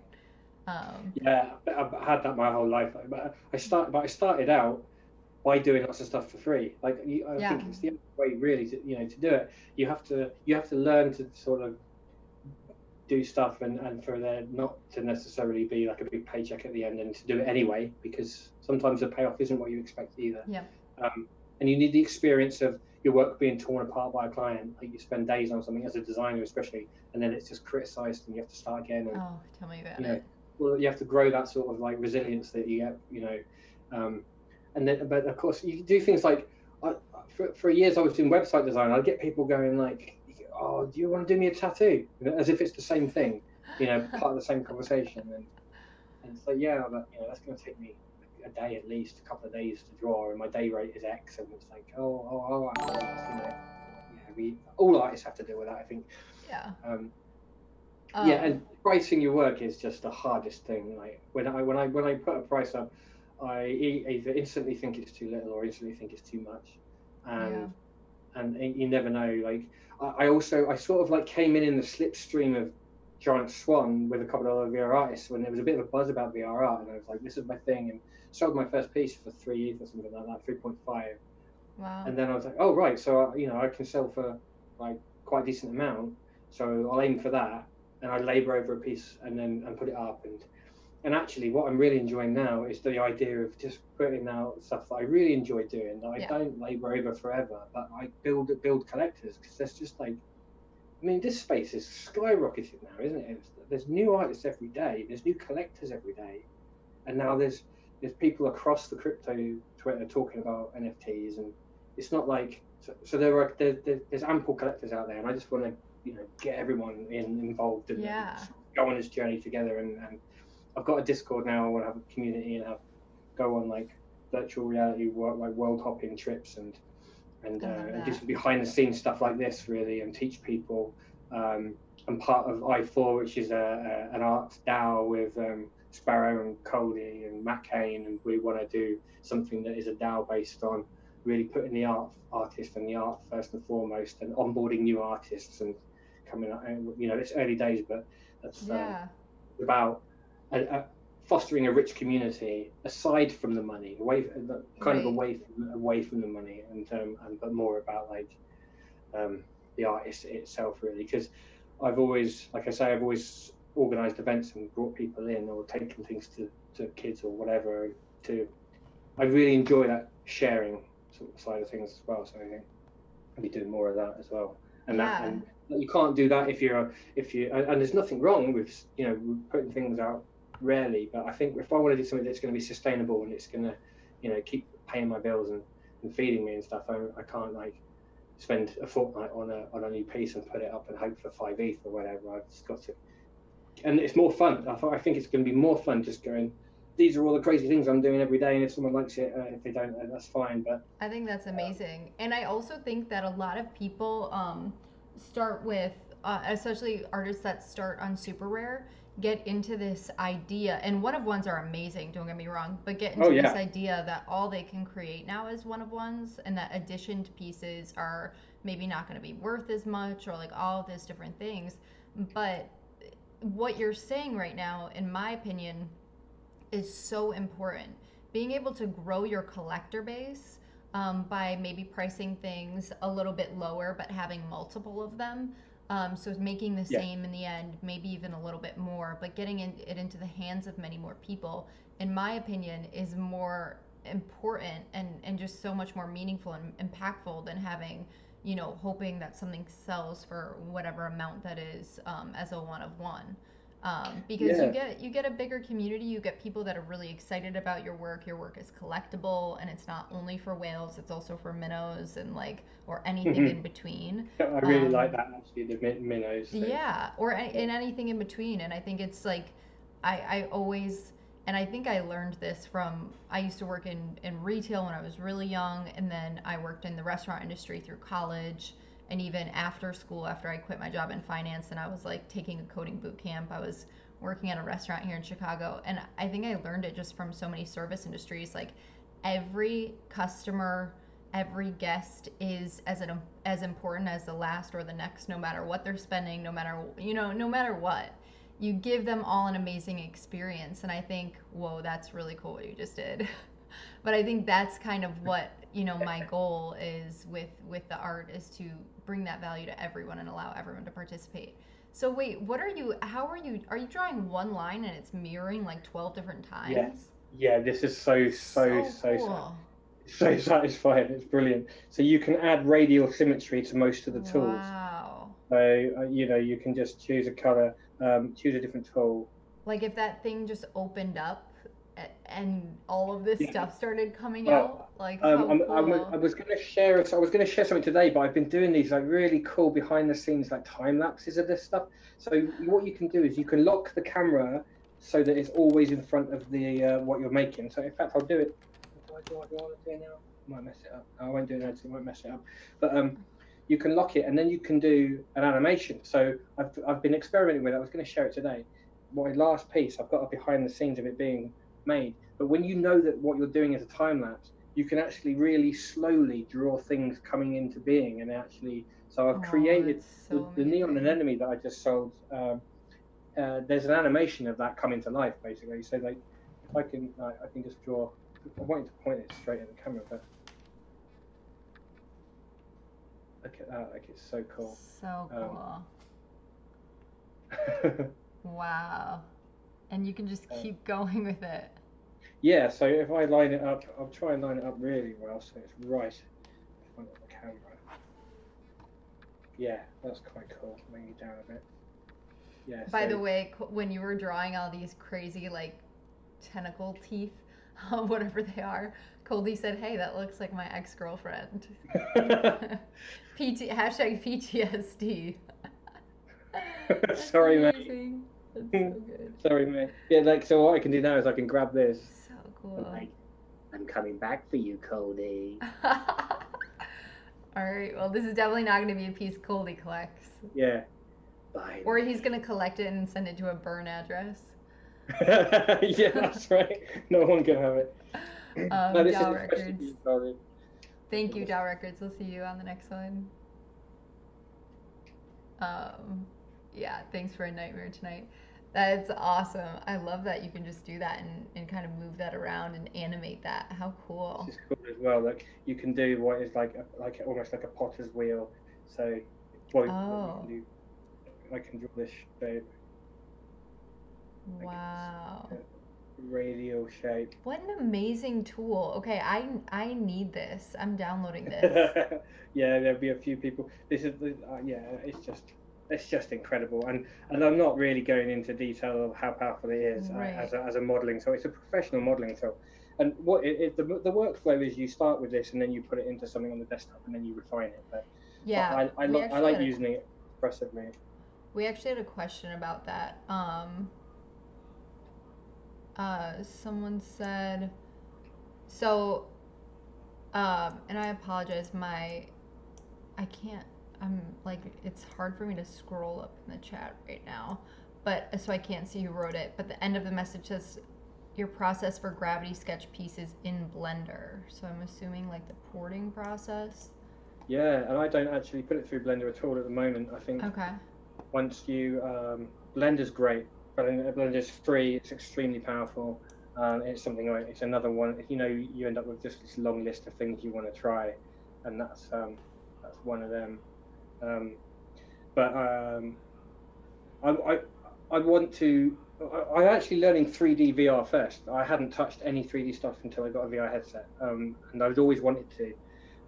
I'd always done Photoshop, basically, is what I was teaching and what I was best at, and it was 2D, and 3D was kind of intimidating, and then all of a sudden it became possible. So I'm really all about the workflow of doing as much as I can in VR, because that is the way it's going to be. That is the future of this, of this medium of 3D design, whether it's architecture or products or animation or anything. I think this is how things are going to be done. There's going to be workflows here where you can texture like you can in Substance Painter on these in VR. It's just a matter of time.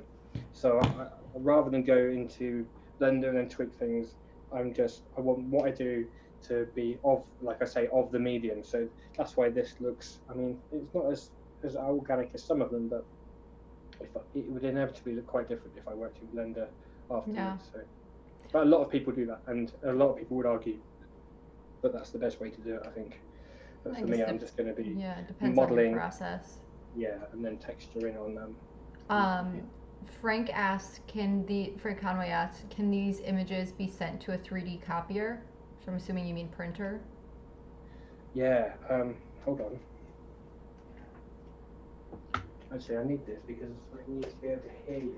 But I've got some 3D prints of my artwork.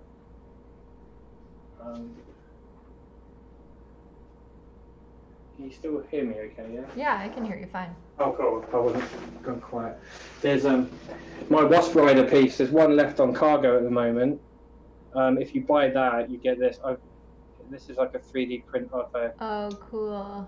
It's not focusing very well, but you can see there's a little guy on the mushroom at the bottom, and then there's a praying mantis whose arm is broken off. But that's a 3D print. that was done in Google. That could easily be done in Gravity Sketch.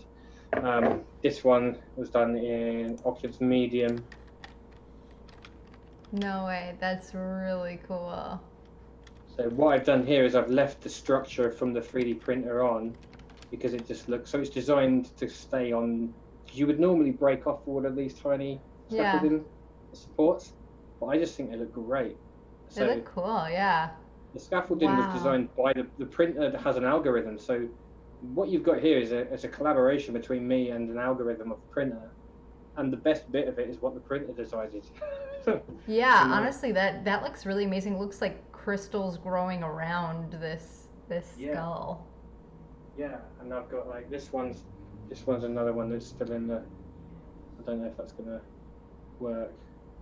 It's a beetle. It's still in the scaffolding. Oh, okay. But yeah, you can send these to a 3D printer. There's quite a lot of steps to go through, as you can imagine. Where have you got? Oh, my screen's gone right over there now. Bear with me a second. When you take the headset off, is why I've been keeping my headset on my head. Oh, it like resets where you are. Yeah, reset. Sorry, I've done it now. It's like that was easier than I thought it was going to be. Yeah, so when you're 3D printing, like you're gonna have to get rid of like really thin things, like these wires, for instance. Floating bits obviously aren't going to work. You want to use as little resin as possible because it's expensive. Yeah. So you would make it hollow, and so there's a process to go through. But yeah, I've got a really good 3D printer that I got just before England shot itself in the foot and left the EU. I got a big chunk of funding from the EU and bought a 3D printer. It's a Form 2. It's just out of sight. It's just here, but it's really, really good. It's something I want to do more of, definitely. That is. I was going to be cool. I was going to be selling artwork in Manchester next month for Coinfest, but obviously that's been cancelled. Yeah. So I haven't done any 3D printing for a while now. But I've got a bunch of artwork done by like 6 and 7 year olds as well. Like these are. I've got a few examples of them. Again, the camera's not going to be able to show brilliantly, but there's a little. That's George the jelly. That was made in tilt brush. That's I think, cool. Leo was about. I think he was 12 or 13, I think. And then his little sister Maya did a unirock. Oh, it's not gonna. Oh, he's like. Oh, there we go. There's a little face. I see it. I see the little face. That's awesome. She's like 8 or 9, I think. She did that. So that's part of another project, a community project. So bringing it into reality like that is great, but it is expensive and it is time consuming. Oh, I'm sure. What an amazing, like, such a cool. I love that you have, worked with young kids who have such creative minds, and I feel like VR just lends itself perfectly to that sort of. God. And what's really creativity. fascinating is they just understand it straight away. Yeah. They're brought up with screens, brought up with the internet, and they just like, you don't have to tell them anything. They just go with it. And there's also, when I've worked with autistic adults as well, there's a proficiency that they have, like, or in my experience, that they had as well, above and beyond. They really liked being in this space where they couldn't be surprised, and where there was rules and things and the way things worked was predictable, and then they just they go through every single tool like methodically, and then they just fly. So it's kind of universally powerful, I think, these things. So cool. This piece is turning out really epic. Do you normally name everything in the end, or do you have like names, thinking of them as you go? Sometimes I like silly names. I like making portmanteaus, like squashing words together and coming up with things like that. Cyclops was because I wanted to, because Metageist is about the eyes, it's about the lenses, it's about VR. So my currency was going to be called Eye, and then I thought, how am I going to deliver Eye to people? So then I came up with the Cyclops. So I don't think he will be called just like the Cyclops. I think it's one of a Cyclops, and I think what like the next one of these might have the lens in the middle, but will be completely abstract or hanging off the ceiling, or maybe it will look more organic or whatever. but like I like writing, and I like coming up with weird names and weird words. Excuse me. So I do enjoy the naming sort of process, but usually it is usually last. To be honest, it's Okay. usually Yeah, no, same for me. Oh, and earlier, it might just be the link because I think this happened with Skinnies as well. Frank Conway said he couldn't redeem I. It gives him a message saying you don't have enough I to buy this item. So oh we might just have to send another link. You can put it in my yeah Discord after this once we figure that yeah. out. But it happened with his as well, so it might just be something weird. But Oh, it's also, probably me. I don't understand what I'm doing with that stuff at all. Like it was the last thing I did just before I got in the call with you. So, oh I, yeah, no, it's fine. We'll figure oh, it out. It's yeah, also I would love for you in my Discord to link your Discord so we can yeah, all join that as well. That would be yeah. awesome. That would be cool. Yeah, that'd be great. I've got a nice little bunch of people down there working on a venue in crypto voxels with a couple of Oh, cool. with like Voltage and Hasmus and Linman and like some British VR artists and but there's very sort of there's only a few of us in there, but we've been doing this really cool thing, and I don't know, I'm sure it's happened a lot in the crypto space, but I haven't seen it, where we're doing a remix project. So one person does a piece and the next person remixes, and you go in Mm, a chain. So we cool. one of my channels in Discord is the remix relay, and you just jump in, you grab the last image, you do a remix, you put it out, and then we're just going to mint like an animated GIF of all of the stages. So Um, cool. uh, my camera's just turned off, hasn't it? Yep, Oh no, it's back. I can see the art. Oh, there we go. It's back now. Um, I love that idea. I definitely want to check out what is going on over there. That sounds really Yeah, it's epic. cool. I used to do Photoshop remixing back in the day, so I think as long as you're getting permission from the so I had this project with a couple of friends of mine, Tony and Rich, who really inspired me years ago, and we had a thing called Capano project. So you do a piece of artwork, and then someone would take it and remix it, and then it would dynamically draw a train, like a trail of the designs, and it would split off into Oh, different channels, and it's perfect for the NFT space. It's something I really would develop if I was a developer. I would develop this where you just grab the last NFT, remix it, upload it, gets dynamically added to the chain, and then you've just got this like ongoing story of all these different like that tokenized is art pieces really where cool. there's an open, like everyone is open, and by putting it up there, you're saying do what you want with my art. I think like Yeah. you could have a lot of trash artists would love that. It'd be loads of cool Yeah. stuff. That would be a Yeah. cool little movement to see what that turns into. And you know what I'm also thinking of as you say that? Have you heard of Scribe? Yes, yeah, Yeah, Conlan's thing, wasn't it? yeah, like if Uh, everyone, for those we of you could that do don't that. know Scribes, Conlon created a little website app that you can, if you own an NFT, it's in your wallet at the time, you can scribe something to it. So you write a note on it, and then that is stuck to that NFT, and then the next person can write a note on it. So imagine having the artist while it's in their hands, them, scribing something of why they remixed it that way. It would just make it so much, even add more value. How cool. Yeah, I keep forgetting to do that. There's a lot of power in that, and it's a great idea. I need to get back on that. Sold all my stuff for the last couple of days. It's all gone now, but when it's in your wallet, you can just you can write what Yeah. you want on it, and it just goes along with the NFT, doesn't it? Yeah. I think No, that's it's going to really be huge. fun. That's going to No, be I huge. agree. I agree. Um, and as we're doing this, if there are questions in the uh, audience that you guys want answered, that you want to ask Metageist, or if you just want to say any comment, I'm going to be reading those out so we can get anything answered that you guys might be wondering as well. Um, so Metageist, you have a place in Crypto Voxels. Have you explored in like Decentraland or Somnium yet? Oh yeah, I've got a little bit of land in Somnium space, and I've been working with a little bit with Ioka on developing one of their plot parcels, but I've Okay. gone a little bit quiet. And there's some there's a really cool estate of some beautiful artwork. Um, but it's like Somnium spaces frustrates me in that Mm, you can't just jump in and go to where you want to be. You have to right. update the software, have a good PC, and then walk. You can't teleport, you walk to the location. So you've got like these amazing artists doing these amazing things, and it's a little bit of a barrier Hard of to get entry. to. Yeah, and Decentraland is something that I want to know more about, and I want to learn more about. My bug is now in my ETH Hopper bug is now up in Decentraland. That I need to go visit that.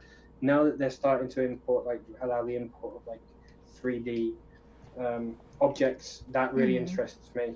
And what I want is something like VR chat that uses Unity and allows you to create your own environments and objects and things and interactability, and that also is on the blockchain. And that's, that will come, but it doesn't really exist yet. I think when Somnium Space has their Unity SDK, that will be really good. They've got their own builder, but it's quite early days.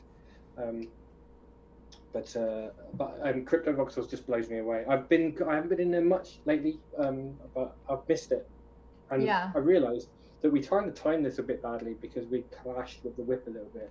Which is weird. I didn't realize that we did that.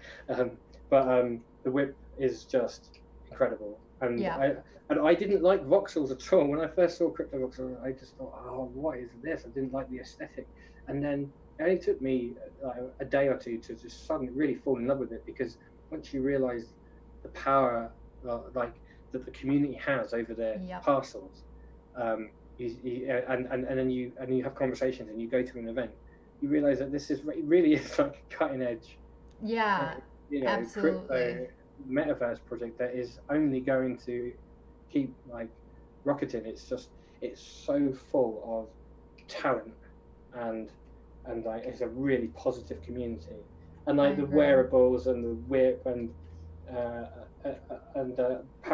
Paradox's videos of the whip, Tubador's write-ups, and like the passion that comes from Matt and Rizzo, and just everything about it. I love that you get like 70 people flying around at once. You just don't get that anywhere in VR, really. It's still really early days, and you don't get big numbers, because a lot of these things, like even like VR chat, once it gets to over 20 people, it starts to crumble. And I know, like, and it also gets really weird. Like when I go into places in VR chat where I'm not going because there's a meetup or because I know anyone, like people get really weird. Like in a way, like I'm like, are you, like people will be. I remember I was like in there and there was like crab people and like other people, and they were just they were walking around me really close to me, but like no one would say anything. So I was talking and like no one would talk back to me, and I was like, okay, this has gotten weird. VR is weird because it's immersive. If it's uncomfortable, it's really uncomfortable. And it is a shame that some of the first things that like Rec Room and Alt Space and that had to do was bring in privacy controls and really quick blocking, because especially kids, like people are just like rude. And when someone's in your personal space, but they're talking as if they're on Twitter or on a forum, and they're shouting. Or if you find yourself accidentally in a room of like 10-year-olds, it's hell. It's horrible. Screaming and stuff. So you can have someone that just is actually clipping inside you, let alone too close. So but when you're with people that you know and you're talking about things you're interested in, you are totally immersed then. Totally. Like when I go in there with Boombox Head and Jin, it just feels awesome. Like I'm just like, this is so cool. What an awesome like hangout, Oh god, they're brilliant. I want to hang out with them more, definitely. They're really really really lovely guys, and focusing on the interoperability of these different projects is like, obviously that's their bag, especially Jen, and I absolutely agree that that's something we should be focusing on. Accessibility above all else, really. You need a community. Like there is no metaverse without a community, and these things need to be talking to each other. Yeah. There's a couple questions that came in. Frank Conway said, would love to know the setup here. Like, how are we seeing this? I know Metageist said something about a green screen. Yeah. I would, if you imagine that, for me, I am in a perfectly green sphere. It's like green screen green.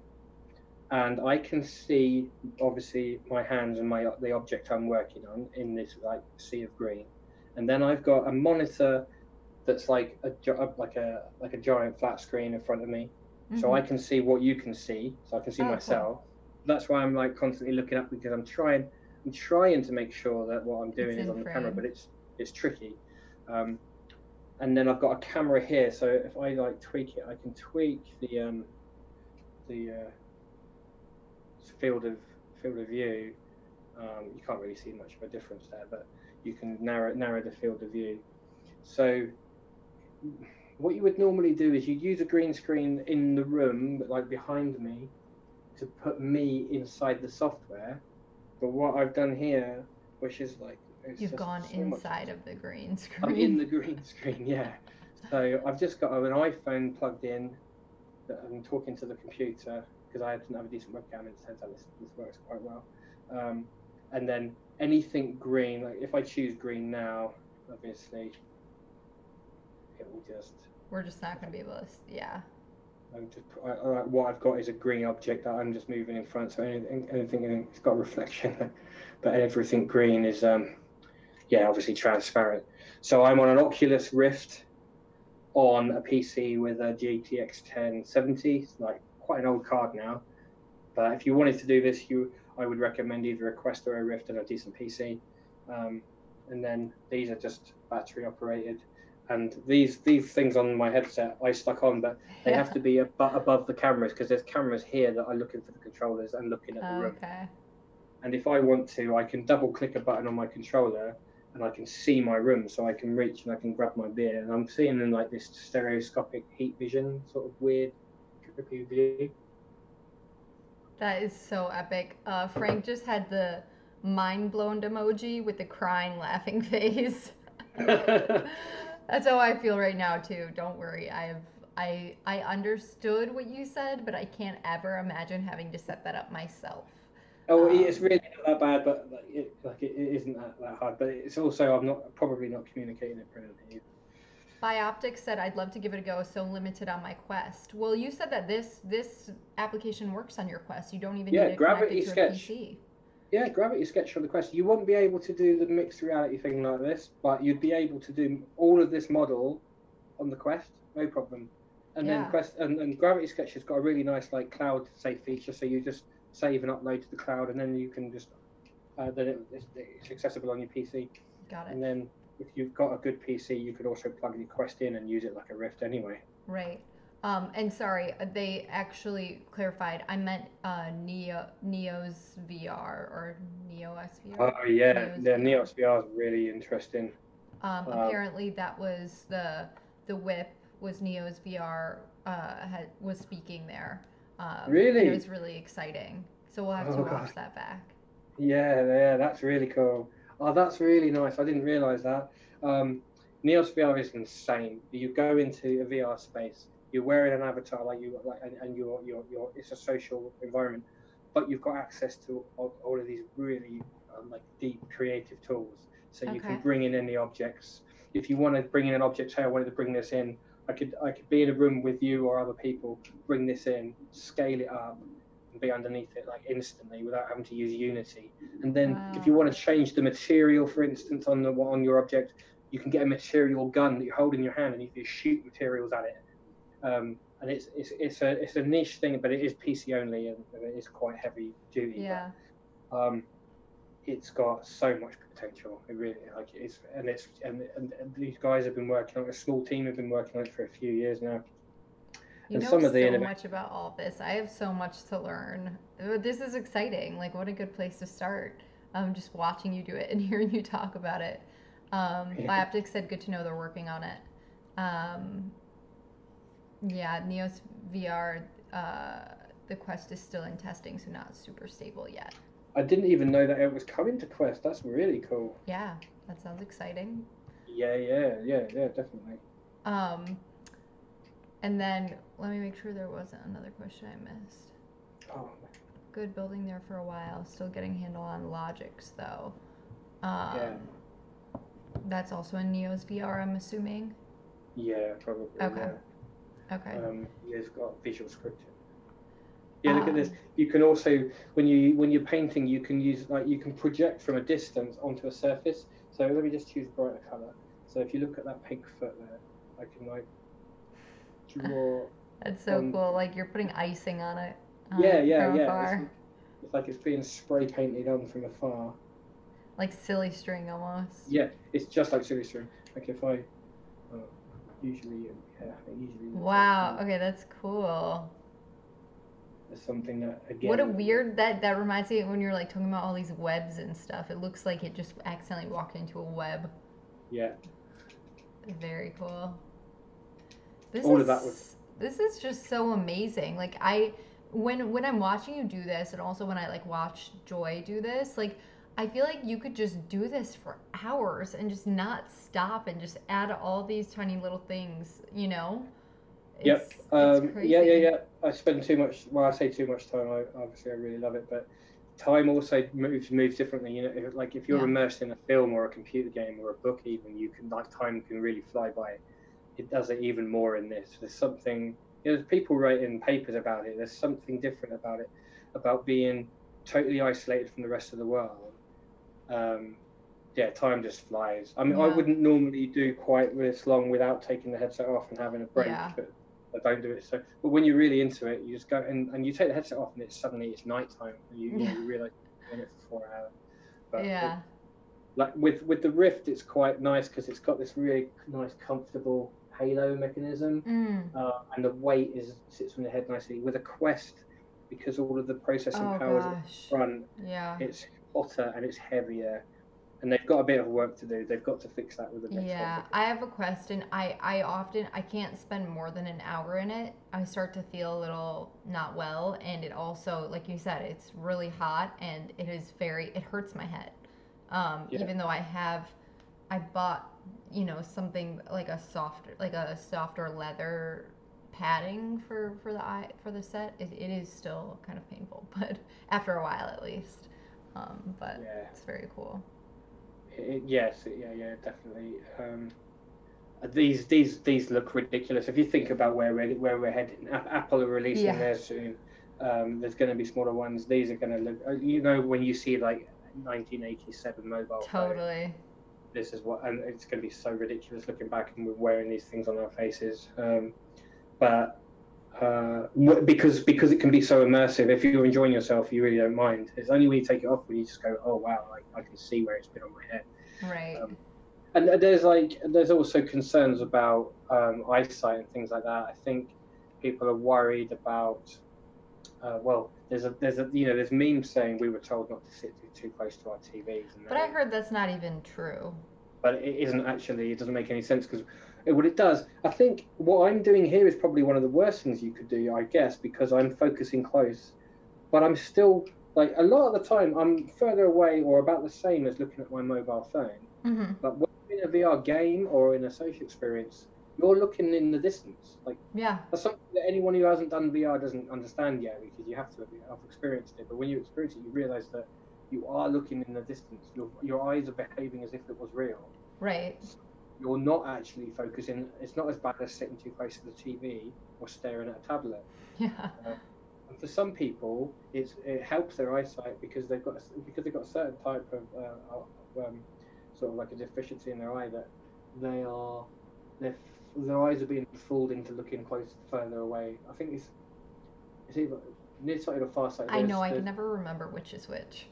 Yeah, but one of them can be improved, and people can like experience it, what it would be like to have like it's like better eyesight, but there's a certain Yeah. type of way. But I think I don't know. Yeah, I think it looks very weird for a lot of people. I've done so many. I've done maybe 100 workshops now, or coming up to that, and a lot of people are concerned. Older people, especially, are sort of worried about it because it looks so weird. But then Yeah. 30 seconds inside a tilt brush, and they are like a child. Honestly, it doesn't get old. It like across the board, everyone loves it. But if you put them on a roller coaster, then they're probably going to hate it, and it's going to be a really bad first Of experience of VR. course. So you can get sick as soon as something moves you and you haven't chosen to move. Right. That's when it's a problem Right. Or because when, you're too sick in yeah, space. there was something. What was I doing when I first got a Quest that made me sick? I forget. Oh, I was. my height wasn't set properly, so I felt like I was walking not at my normal height, which it's so weird that something as small as that can make such a big difference. Yeah, it does. It does. Um, That really does make a big difference. It will be all right after a while if you have to, but your brain just because your eyes are seeing something different to your body. It's as simple as that. right. Like the perspective, it was just I was too close to the ground, and Yeah, in real life, since I was standing in real life and standing in VR, I felt I was walking too close to the ground in VR, and it felt like I was like, I don't know, it made me dizzy. It was so bizarre, and then I figured out how to change my avatar height, and that totally changed everything, and I was fine after yeah. that. Well, a lot of people experience these things for the first time at like arcades or Mm, shopping malls and things like that, and usually there's no time for onboarding. What you right. have to do is you have to explain what it's going to be like, be there with them, let them feel uncomfortable for a few seconds, then start to like don't move anything. And the onboarding is something that has to be done with sensitivity, I think, Right. and a lot of the time it isn't. And a lot of people's first experience with VR is like unfortunately isn't done very well. Um, I like these usually, little black additions you just added. yeah, The I'm like just eyes up at the top. I'm getting it back into my spider in my insect stuff. I love that. I'm gonna read you some of the questions, and please, guys, if you guys have more questions, definitely ask in the chat. I'm gonna read you some of these questions that I asked near the end of these things that are just kind of fun. I have new questions than what I was doing with season one. So we'll see. You're the second person I'm asking these, so tell me if there's any you don't like, Okay. and we'll take them off. Okay. Wait, is this it? How did I lose these? One second.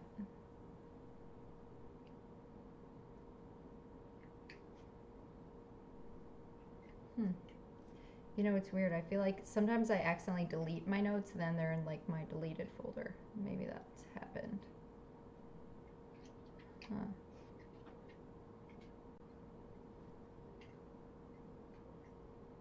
Okay, sorry, that's so weird. I know I have these somewhere. I know one of my first questions is Bitcoin or Ethereum. You can answer that one Oh first. yeah. Well, yeah, we haven't really talked about crypto at all, have we? I know, but Um, that's kind of fun. I yeah, that's mean, cool. Yeah, that's cool. oh, I I found like it.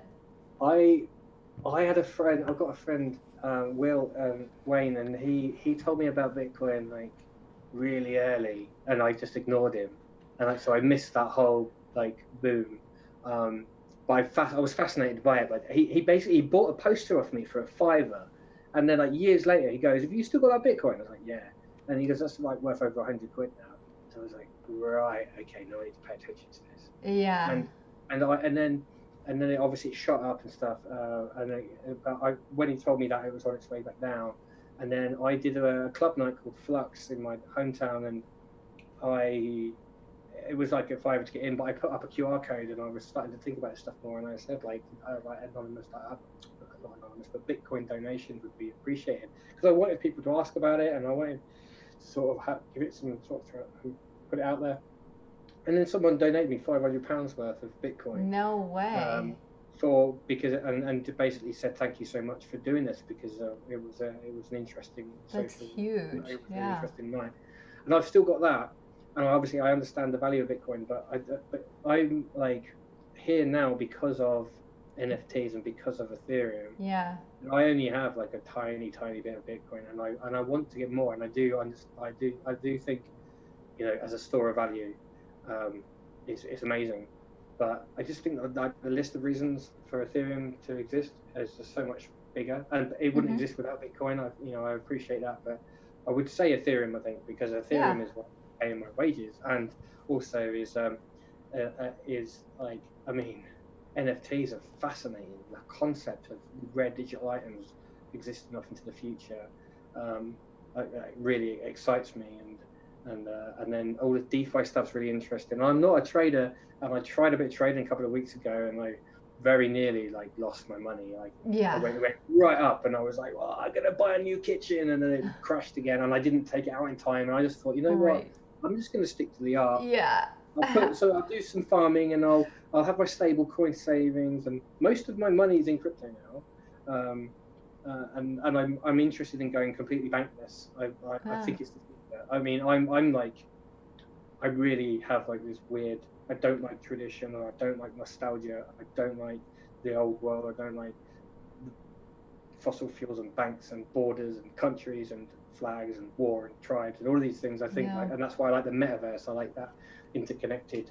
Anyone anywhere on the planet can be in a room together at any point, and maybe that will lead to some sort of concept of being a part of a larger community on a rock in space that we're slowly killing. Yeah. So I think decentralized finance is really interesting. To be able to put your money in a bank and get much more than you would in a standard bank, because it's not being siphoned off by the faceless millionaires, is Yeah. really exciting. So I'm all Such an about amazing answer. That I'm glad I asked that question to you because that was that. such a good answer. Yeah. Okay, so a skill that you wish you had.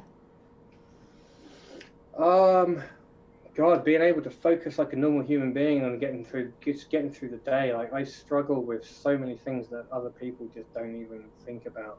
Hmm. Like getting anything, even a small task done, I find quite hard sometimes. And I can flourish in situations where you have to be creative and you have to think outside the box and you have to be divergent and come up with a solution up against time. And I can hyper focus as well sometimes. But yeah, to be able to just focus to get the job done, because I can have, like, I need to put my eye off.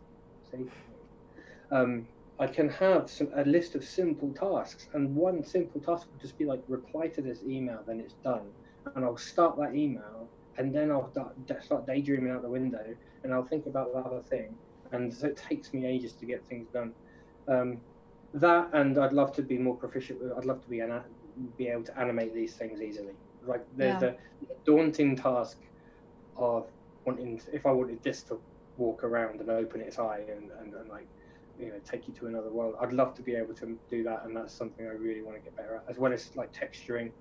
And I used to write music as well. I've got some, like, couple of albums of electronic music, and I really want to get back into that. And I feel like, but yeah, yeah, that sort of stuff.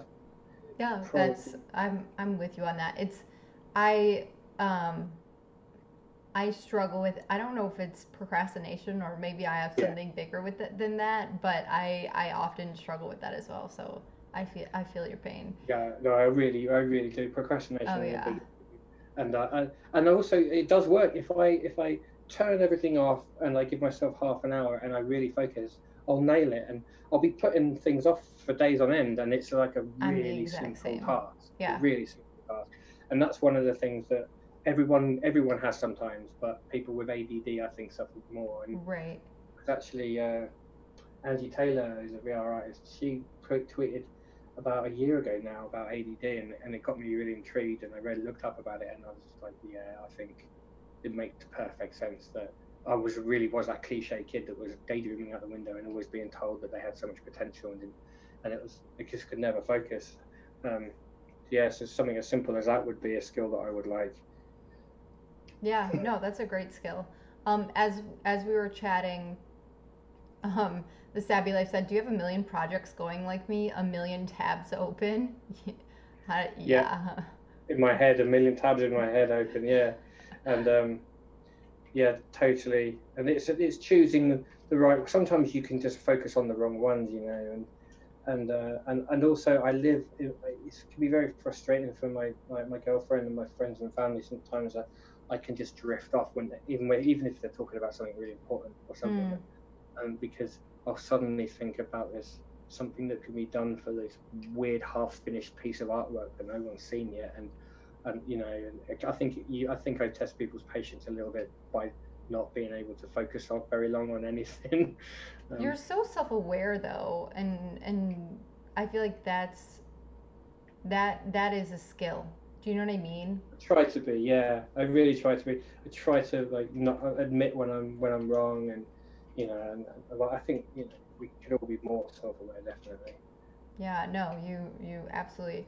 Um,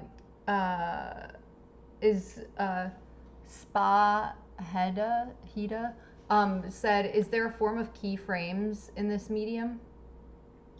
Keyframes?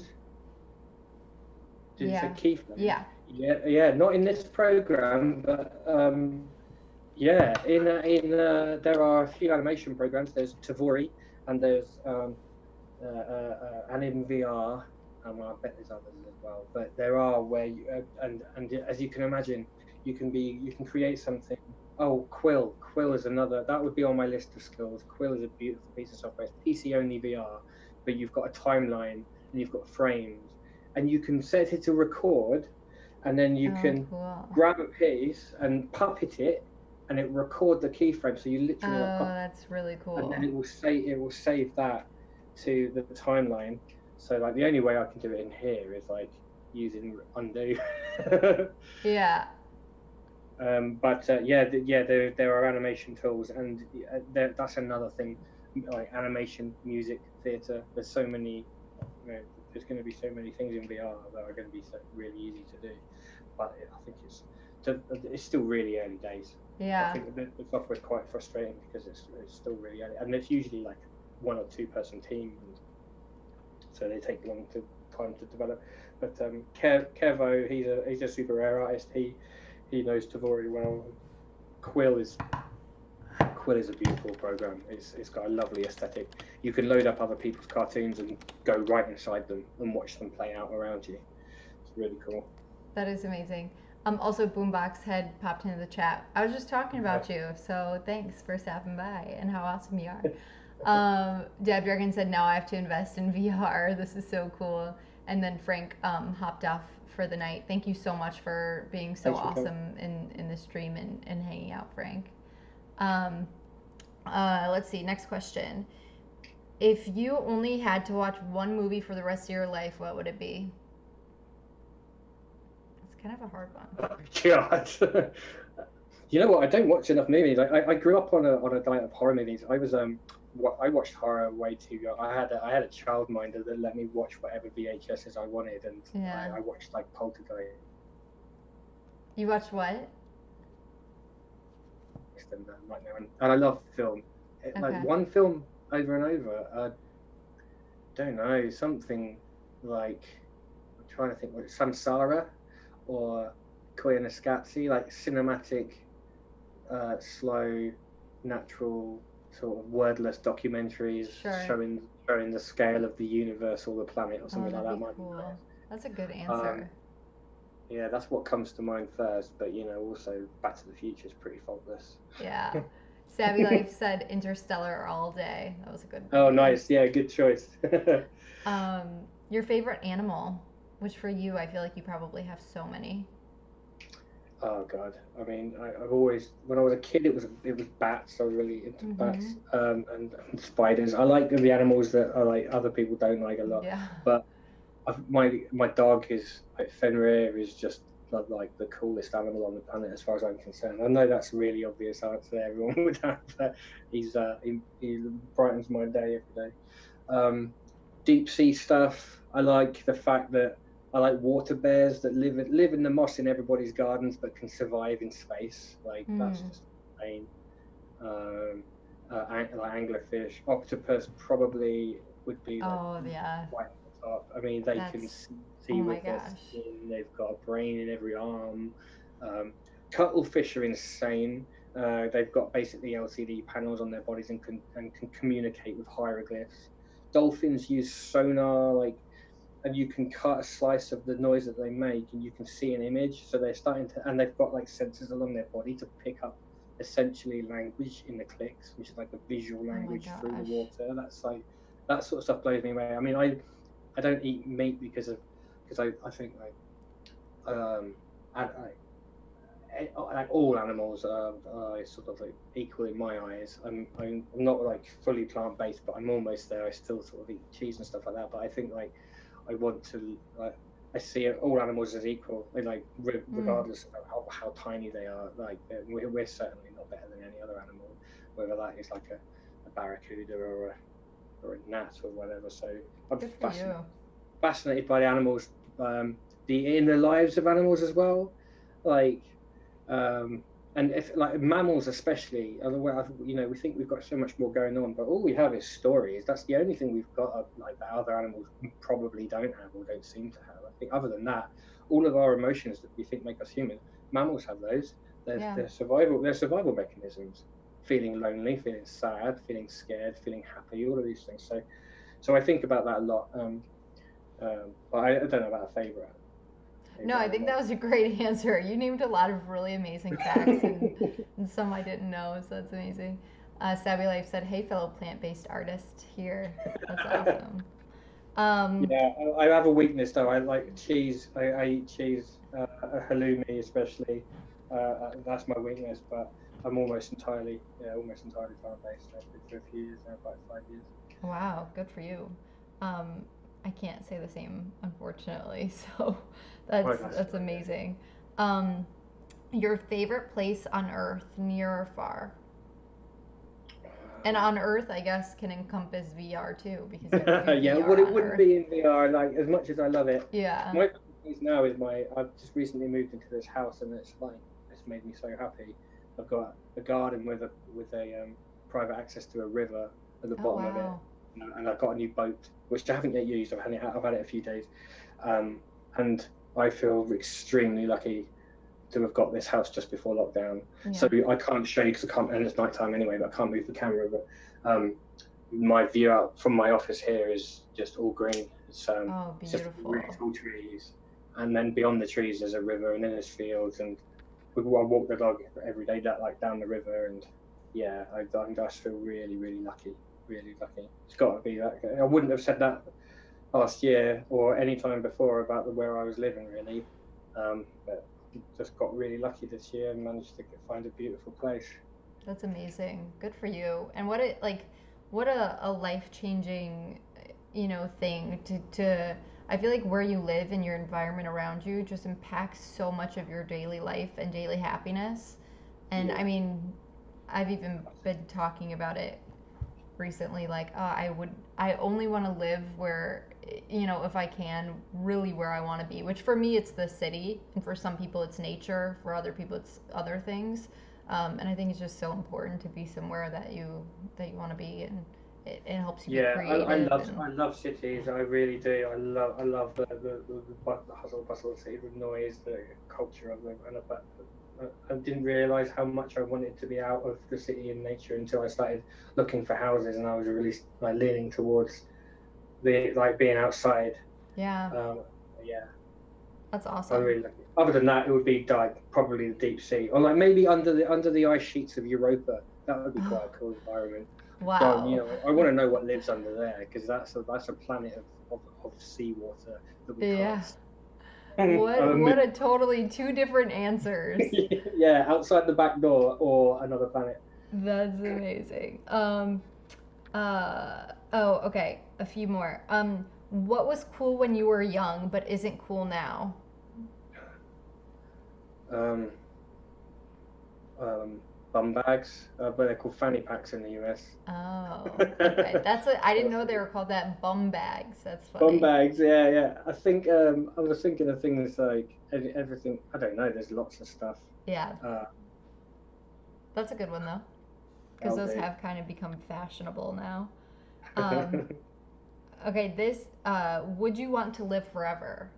I'm curious of your response for this. um, yeah, I don't know where to go with that one. Uh, Depends, doesn't it? I don't think so. Um, I'd like to think that I'm not really scared of anything, but I am a little bit. I'm kind of freaked out about the idea of getting old. Mm. So like living forever, but Living forever young. forever with health, I think and you just I get should. bored Yeah, eventually. yeah, that's true. I think, yeah, and I'm not sure. I know. I don't know what I believe. You know, happens, and I don't. I'm starting to wonder whether or not we are just like the universe experiences itself subjectively, and that will just shift to another perspective, and there is, you know, maybe we are living forever. I don't know, like, but not probably not forever. Okay, but It's extended maybe. a big question. Definitely extended. Yeah, definitely. I mean, I'm excited about the future. I'm really worried about what we're doing, like what we're doing to the planet, and how Yeah. slowly we seem to like we don't seem to learn any lessons. And the future's a bit worried about it. But also, like I say, I'm trying to avoid that. But as people get older, they start to really like see the past and like with rose-tinted glasses, as if the world was better when they were younger. But it was only better because they were younger, right? People Yeah. miss their youth. They don't necessarily miss what things were like. They Oh just my seen it in a gosh, what different an light. interesting perspective. Yeah. And and I'm all about the future. That's why I'm all about VR and metaverse and interconnective sort of technologies and immersive technologies and things like that. So I'd like to live longer enough to sort of watch it all unfurl. But then that'll always be the case, right? We're Mm. always talking about the future of this space, what the future of digital art, or the future of, you know, like will we get to Mars and all these sorts of things. So I'm excited for that. I'm always about looking forward. I'm always about new things, and like again, I get bored of things, so I'm all about the next innovation. I think so. Living longer and seeing some of these things, like the technologies, like robotics and genetics and quantum mechanics, and or like maybe I start to understand the fabric of the universe and all that sort of stuff. That's really interesting. Learning about space I'm fascinated by space as well, obviously. Yeah. All right. Well, that's a pretty good answer. Um, so last two. First one, what is your favorite NFT that you own? Oh God. Um, yeah, you know what? I knew a question like this would be asked, and I knew I needed to think about it, and I didn't. That's okay. Um, oh God, bunch of I'm really interested. I've got some sandbox real estate, and I'm really interested in that. I'm looking forward to that. Um, I got oh God, I don't know. I got a lot of money's T-shirt at a giveaway in Crypto Voxels that I love, and no shots sort of avatar boots. I'm starting to build an art collection, but it's still quite. It's not. I've only got about sort of 15 or so pieces. That's awesome. And I really want. I need to build a gallery to show them off. Yeah. Maybe that'll be your favorite NFT, your gallery that shows off all your NFTs. Yeah, I don't know. I don't know. I should have thought about this. That's all right. I'm going to think about it afterwards and think, oh, really? That's You obviously. can put it in my Discord later. Yeah. Tag us and It'll let be us like know 6 months' time. I've figured it out. yeah. um, last question. If and this one might be hard too, but let's see. If you could have one NFT you wanted, any NFT out there for free, which would it be? Oh, I love Matt Cain's work. I Mm, think a Matt Cain piece. It would be an art piece, I'm sure. A Matt Cain piece would be amazing. Um, uh, or an async, maybe one of Matt's async piece would that be would be good. really cool, and then you could like alter it on your time zone or something Yeah, I cool. mean, async's fascinating. I've got some ideas for that as well. I'm going to apply and try and get on there at some point. Oh But my gosh, you should absolutely. programmable art is like, yeah, that's fascinating. I That's think right up your alley. I think that's going to be like just going to blow up. Yeah, Yeah, that's the first thing that comes to mind, I guess. I love that. Yeah, it's definitely an Matt's inspiration. amazing. Yeah, I love Matt Cain. He's a good friend, and I his work just always blows me away. And when he was on this show, even seeing some of his older physical work, yeah, I um, love that. oh my That was gosh, really cool. I so really love cool. And it just like mirrors so much his digital work, and it's bizarre to me. I'm like, what? Like, it was Yeah, just really cool to see the genesis of it all with his stuff. yeah, So that's an awesome answer. I love that. yeah. Um, Matt's conversation with him on the podcast was one of the first conversations I heard about NFTs and about mm, and async was mentioned and stuff, and it was that really sort of blew my mind. And now I talk to Matt most weeks as we sort of start to piece together what I4 is going to be. So it's really nice to sort of be working with him. And he bought one of my pieces yesterday, which is oh, amazing. huge! That's Yeah, awesome. yeah, He's such an really cool. amazing collector, artist, Yeah, person. Like he's an yeah, amazing writer. He has so many talents. I'm like, when do you ever? You just never stop. He's so cool. yeah. That was an awesome answer. All right, well, those are all the questions I have. Let me see if anything popped up in the chat. What a great creation. I'm so amazed watching this, Jab Dragon said. Yes, I am amazed watching it too. It's so just epic what you can do with like your hands and your movement in here. Even just watching you do what you're doing right now is just crazy. Yeah, it's different when you're trying to make sure that the camera can see, and I don't think I've been very good at that. But normally No, I'd you've be been great at it. moving around the whole room, like Yeah. because you've got like all of this space, so you can create something that you can like, you know, walk under or whatever. And so I would normally be like even more dynamic, like Yeah. looking into things and stuff. Mm. Yeah, I'm glad that it's coming across. This is really cool. I'm really enjoying it. This was This supposed is, to be a really simple piece, but I obviously mean, because it's of become doodling.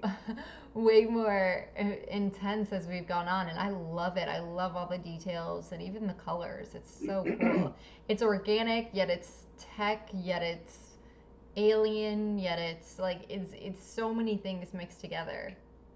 I want to do more things like this as well, where I zoom right in, I get a really fine brush, and I just like scribble and get Yeah. these filaments. There's gonna be more of that in my work as well. Just like so, it's the sort of thing that really isn't likely to be modeled on Blender or stuff because Right. you wouldn't do it, but you can in this. So you can Yeah. just. But when you understand how this work's done, when you look at pieces done in VR, you can see that that's the exact movement that person made. So you're sketching, you're mark making as if it was paper. So cool. Do you have a way, just sorry, a random question. Do you have a way that you like digitally sign all of your pieces? Do you like put a certain mark on all of them or no? Yeah, I've like most of my pieces are actually Lander. He's been supporting me from the beginning, and He's amazing. Yeah. he noticed that I hid things. There's usually like a little bug like hidden somewhere. Oh, Um, cool. some of my earlier pieces, I think I'll do the bug now. I'll find a little crevice. So I usually like go right inside and like do a little insect. But some of my older pieces, I've got my name written on the bottom, like hidden inside. Okay. Because what you can do is like you can view these on screen and then go inside them on screen and like find hidden messages and stuff. And so the piece that Tubador bought that is now on that is in VR chat, that's got like a little bug hidden in it, and I'm Cool. gonna do that. I'm glad you asked that because I'm gonna make sure that it keeps happening. Because Yeah. I've always done that in my sketchbooks and in my artwork. There's often because it's really I grew up listening to a lot of Iron Maiden, and Derek Riggs, who did the artwork for those metal albums, he used to always like hide his signature Uh-huh. in the artwork. And when I was like 11 and 12 or whatever, I would love looking for that. Yeah. And it's nice to like be something on the surface, and then there'd be something else that you find. Such a So cool.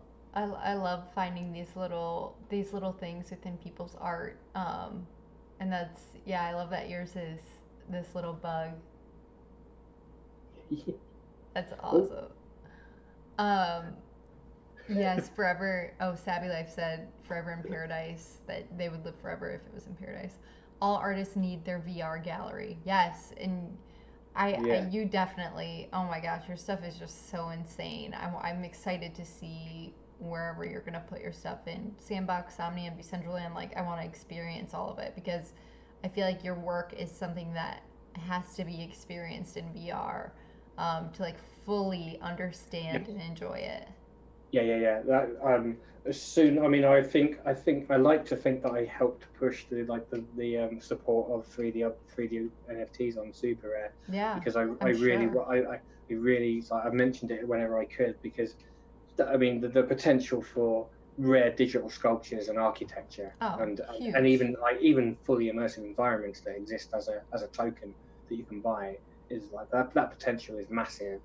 Huge. VR Human has got a great project coming at the moment where he's basically building an environment that's going to be an NFT, and he's getting the community to decide what goes in it. So then you would like mint a key, as it were, and then Mm, once you own that key, you've got access to that place, and you can make it open, and other people can visit it or cool. whatever. But Yeah. yeah, I really need to do it. I want to do I've got a really fun idea for a piece where I create an installation of different objects and they have sounds and you can move them around. So imagine if one of them's got like a drum going and another one's got a bass line, and as you move them into close proximity to each other, you can make songs. So that sort of stuff I really want to do experiment with, rather than a gallery, like an installation that is Right. experiential and that can just keep growing. That would be really cool. This has been so unique and so amazing. I mean, I can only imagine all of the things that you're going to continue to do. Like, I want to walk through your pieces when I'm like huge, and then I want to walk through your pieces when I'm tiny, like an insect, and kind of climb on all these structures just as you're creating in those art pieces that you just gave us a little sneak preview of. And walk around with all the little people and insects in your world. I think Yeah, it's that would be such, amazing. yeah, what a It'd be a cool, dream come like, true to have other people visit a world that you're developing like that. seriously, like, I could easily see you um, creating this world for not only people to just come visit, but also imagine doing, you're talking about some of these community projects that you can't necessarily do all the time, but imagine having, depending on, obviously not everyone has PCs, but if it becomes more approachable and easy for people to join in, imagine having your classes in there, like in your space in VR, and shrink everyone down and bring them different places with you. Like, I just think it would be so cool. Um, Yeah, just the ideas are that's endless. inevitable as well. That will happen, I think. Yeah. Um, Um, yeah. Bioptics said, question for Lee. Where is your go-to place for community hub in crypto art? Um, I I don't know what you mean. I think Twitter broadly, and then Discord. My own Discord to jump into. Not enough. That's new. The whip in crypto voxels. Um, but what I really enjoy most at the moment is VR chat. Jumping into VR chat and then going world hopping. The super rare galleries are amazing. You can't Yeah. view them on the Quest unless it's plugged into the PC. But the Atlantis gallery that we just made, there's bunch of us for super rare. That Neon Anemone was part of. That was brilliant. That was like Glass Crane and Matt did a great job with their company's called Illumine, and they worked with Super Air on this like really immersive underwater thing. And every single piece in that is wonderful. Oh, Um, killer. and I've already been back to it twice since the launch, and that is now my home space, and that's where I will be. I want to do more like world hopping things because there's a lot in VR chat where you can go look at artwork, and then you can go and grab a grappling hook and fly around like Spider-Man, and then you can go underwater and you can play with a frisbee and play games. So Um, cool. and what Jin is doing, Jin's got like Origin City from Crypto Voxels Yep. in VR chat with this beautiful soundtrack and this beautiful lighting. Um, and like boombox heads like sort of he's got this really cool little basement place like and what they're And doing that with stuff you can just do on the Quest, which is nice. yes, yeah, there's not enough for like Quest support unfortunately because Right. it's basically a mobile phone on your face, so you can only do so much processing. But yeah, VR Yeah. chat's my favorite now at the moment. uh, yeah. No, Bioptic said good to know.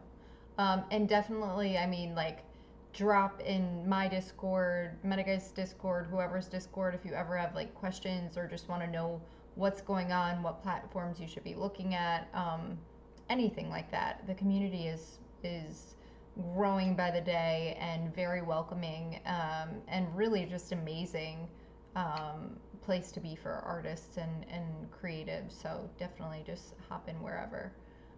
Savvy Life said, love VR chat. Yeah, Dab Yeah, Dragon, incredible to watch the creation. I completely agree. This is turning out to be so epic. I've just got like this metallic ribbon, so Yeah, you can see it's got like a reflection on it. yeah, very cool. Okay, so this, if you guys have any more like final questions, feel free and pop in. This has been such an amazing live, and I cannot believe where you started. Also, that you've been in there for that long. I can't believe where you started with this piece and where we're ending with this piece, I and haven't that you did saved this it all during once. the. Oh, you should save now. I should probably save it. Yeah, You should save now. yeah, That I've you've just done done it. this all through this stream. It's just so epic. Yeah, Um, look, you can scale it up like, and like so now it's like the size of a house. and you It's could actually like put a behind me. little. Oh, Um, really? yeah, but obviously the Yeah. green screen puts it in front. Um, but if I scale this right down, I can start designing like large like this, and it's right down So there, this cool. tiny little thing. And but I can also zoom right in to the point where this is a landscape and do like tiny details like that. That's like Wow. smaller than the spider, and then I can zoom in and stand on that ribbon as if it was a path. But Oh it's my not translating gosh. well. It's not translating well, but there's a No, I yeah, can, there's yeah, I can see it. the zoom is incredible as well. So amazing. Well, I'm definitely going to be downloading this so I can try to learn something like this because this is amazing and it just seems like it is obviously it's very difficult to use, I'm sure, but it seems like less of a learning curve than something like ZBrush or Blender, Yeah, um, definitely. which is great. Oh, you lost your eye? Oh, it's Permanently just blinked. Velcro, right? I'm just winking now. Yeah. Yeah, Lost, yeah. lost my eye. Thank you, Boombox Head. You just said this was awesome. I would love to close this out just by number one, a few things, but thinking about if you guys ever want to do a tour or field trip, that'd be huge. Metageist and Boombox Head and anyone that wanted to be a part of that, just kind of like world hopping together, would be Oh yeah. amazing. So I would love to be a part of that if we can plan something in the future, and figure that out. And then Let's make it also, happen. yeah, We'll make that happen definitely. please. And then also, oh, and there's this cool. What was the Twitter URL? I have to figure out. But a user on there, I'm blanking on his name, but created this cool Bitcoin world in VR chat too. So there's lots of things I want to visit, and we can make a huge field trip out of it. So let's do that soon. Um, Yes, love and it. I can stream it if I get it set up properly, to the Twitch, which would be cool. Or That's maybe cool. someone who's better at streaming than I am could, but we'll figure it out. Um, cool. Thank you for that, Bioptics. Check out Southern GFX for Gravity Sketch tutorials. Oh yeah, Glenn. That's huge. Yes, yes. Glenn. He's a friend of mine. He's amazing. I just the day after I moved into this house, I travelled across the country to go and have a session with him, teaching me Oh, amazing. brush. That's Yeah, huge. Southern GFX. His gravity sketch tutorial was just exactly what you wanted. Brilliant. Okay. He's really, really good. Good to know. But thank you so much for coming on here, Metageist, and sharing like your so much of your story, and obviously not even a portion of it, I'm sure, but so much of your story that I haven't heard, and then I'm sure a lot of people haven't heard on here, and just letting us into your mind a little bit. Yes, It right. makes the pieces just so much more meaningful, and I feel like I connect with this piece so much that you just created on our stream, but also now I'm gonna see some of what you're talking about, laying in your garden through your pieces, or Yeah. this turtle talking to you, or like all of these things we just talked about. I hope to see through your pieces, which I think is just so different when you get to view through the lens when you actually know the artist. So thank you for coming on here. This has been such an amazing stream. I feel like we're gonna need to have a part two eventually, because Oh, I I'm feel well up like for you could that. have just like gone on forever, and I would just watch Totally. this forever. It's Yeah. so cool watching you, and I encourage you to live stream these. These are epic Yeah. if Thank you you. I want to, will. but Yeah. I will. Oh yeah, I wanted to quickly show you something. I've got, oh yeah, um, please do. just just to give you an idea. I don't know if it's gonna. This is my business plan. This is what it looks like. Whoa. You see, it says Josie there, September Oh, I 10th, love that. and I've got like a death metal Metageist logo. That is Um, awesome. and That's your this Twitter is banner too, this is my right? business plan basically. There's the thorax stuff, Somnium on the right, Makers, yeah, and The so that's Cyclops. try. Yeah, exactly. The Cyclops is on there. Cool. There it is. There's the Cyclops right there. Super rare. That This I is just thought so that's quite cool. funny because that's the closest I get to any kind of organization of I love anything in it. my life. I love it. It's an art piece. It's Yeah, literally an art piece. so I'm gonna definitely fill that sheet up with loads of like ideas. Yeah, and I mean, what a cool like roadmap of just like amazing things on there. How cool could you imagine like sorry, one more question then we'll close this up because I could go on forever. But could you imagine, how many of our years ago before you really you know, were doing this seriously and professionally that this would be your life? Like I feel so lucky that I get to create art. Yeah, yeah, Like how insane is absolutely. that? It's I it's mean, crazy. weird that you said that because just as you said it, I was thinking because I was looking at that sheet the other day and thinking if you'd have told like 9-year-old me what I'd be doing when I grew up, I'd be perfectly happy with that. With just Oh, like I'm just going to 100%. be sculpting alien architecture for virtual reality, and people are going to be collecting it and buying it regardless of how weird it is, and Yeah. that's going to be how you survive and pay the rent, and that's how you're going to be able to live. Like the last like since April really is when I started doing this. Has just blown me away. Um, yeah, That's it's huge. nuts. It's crazy. I've so much gratitude for collectors and the artists in the space and Same. this community. And it's a subculture, and I've always enjoyed like counterculture, subculture.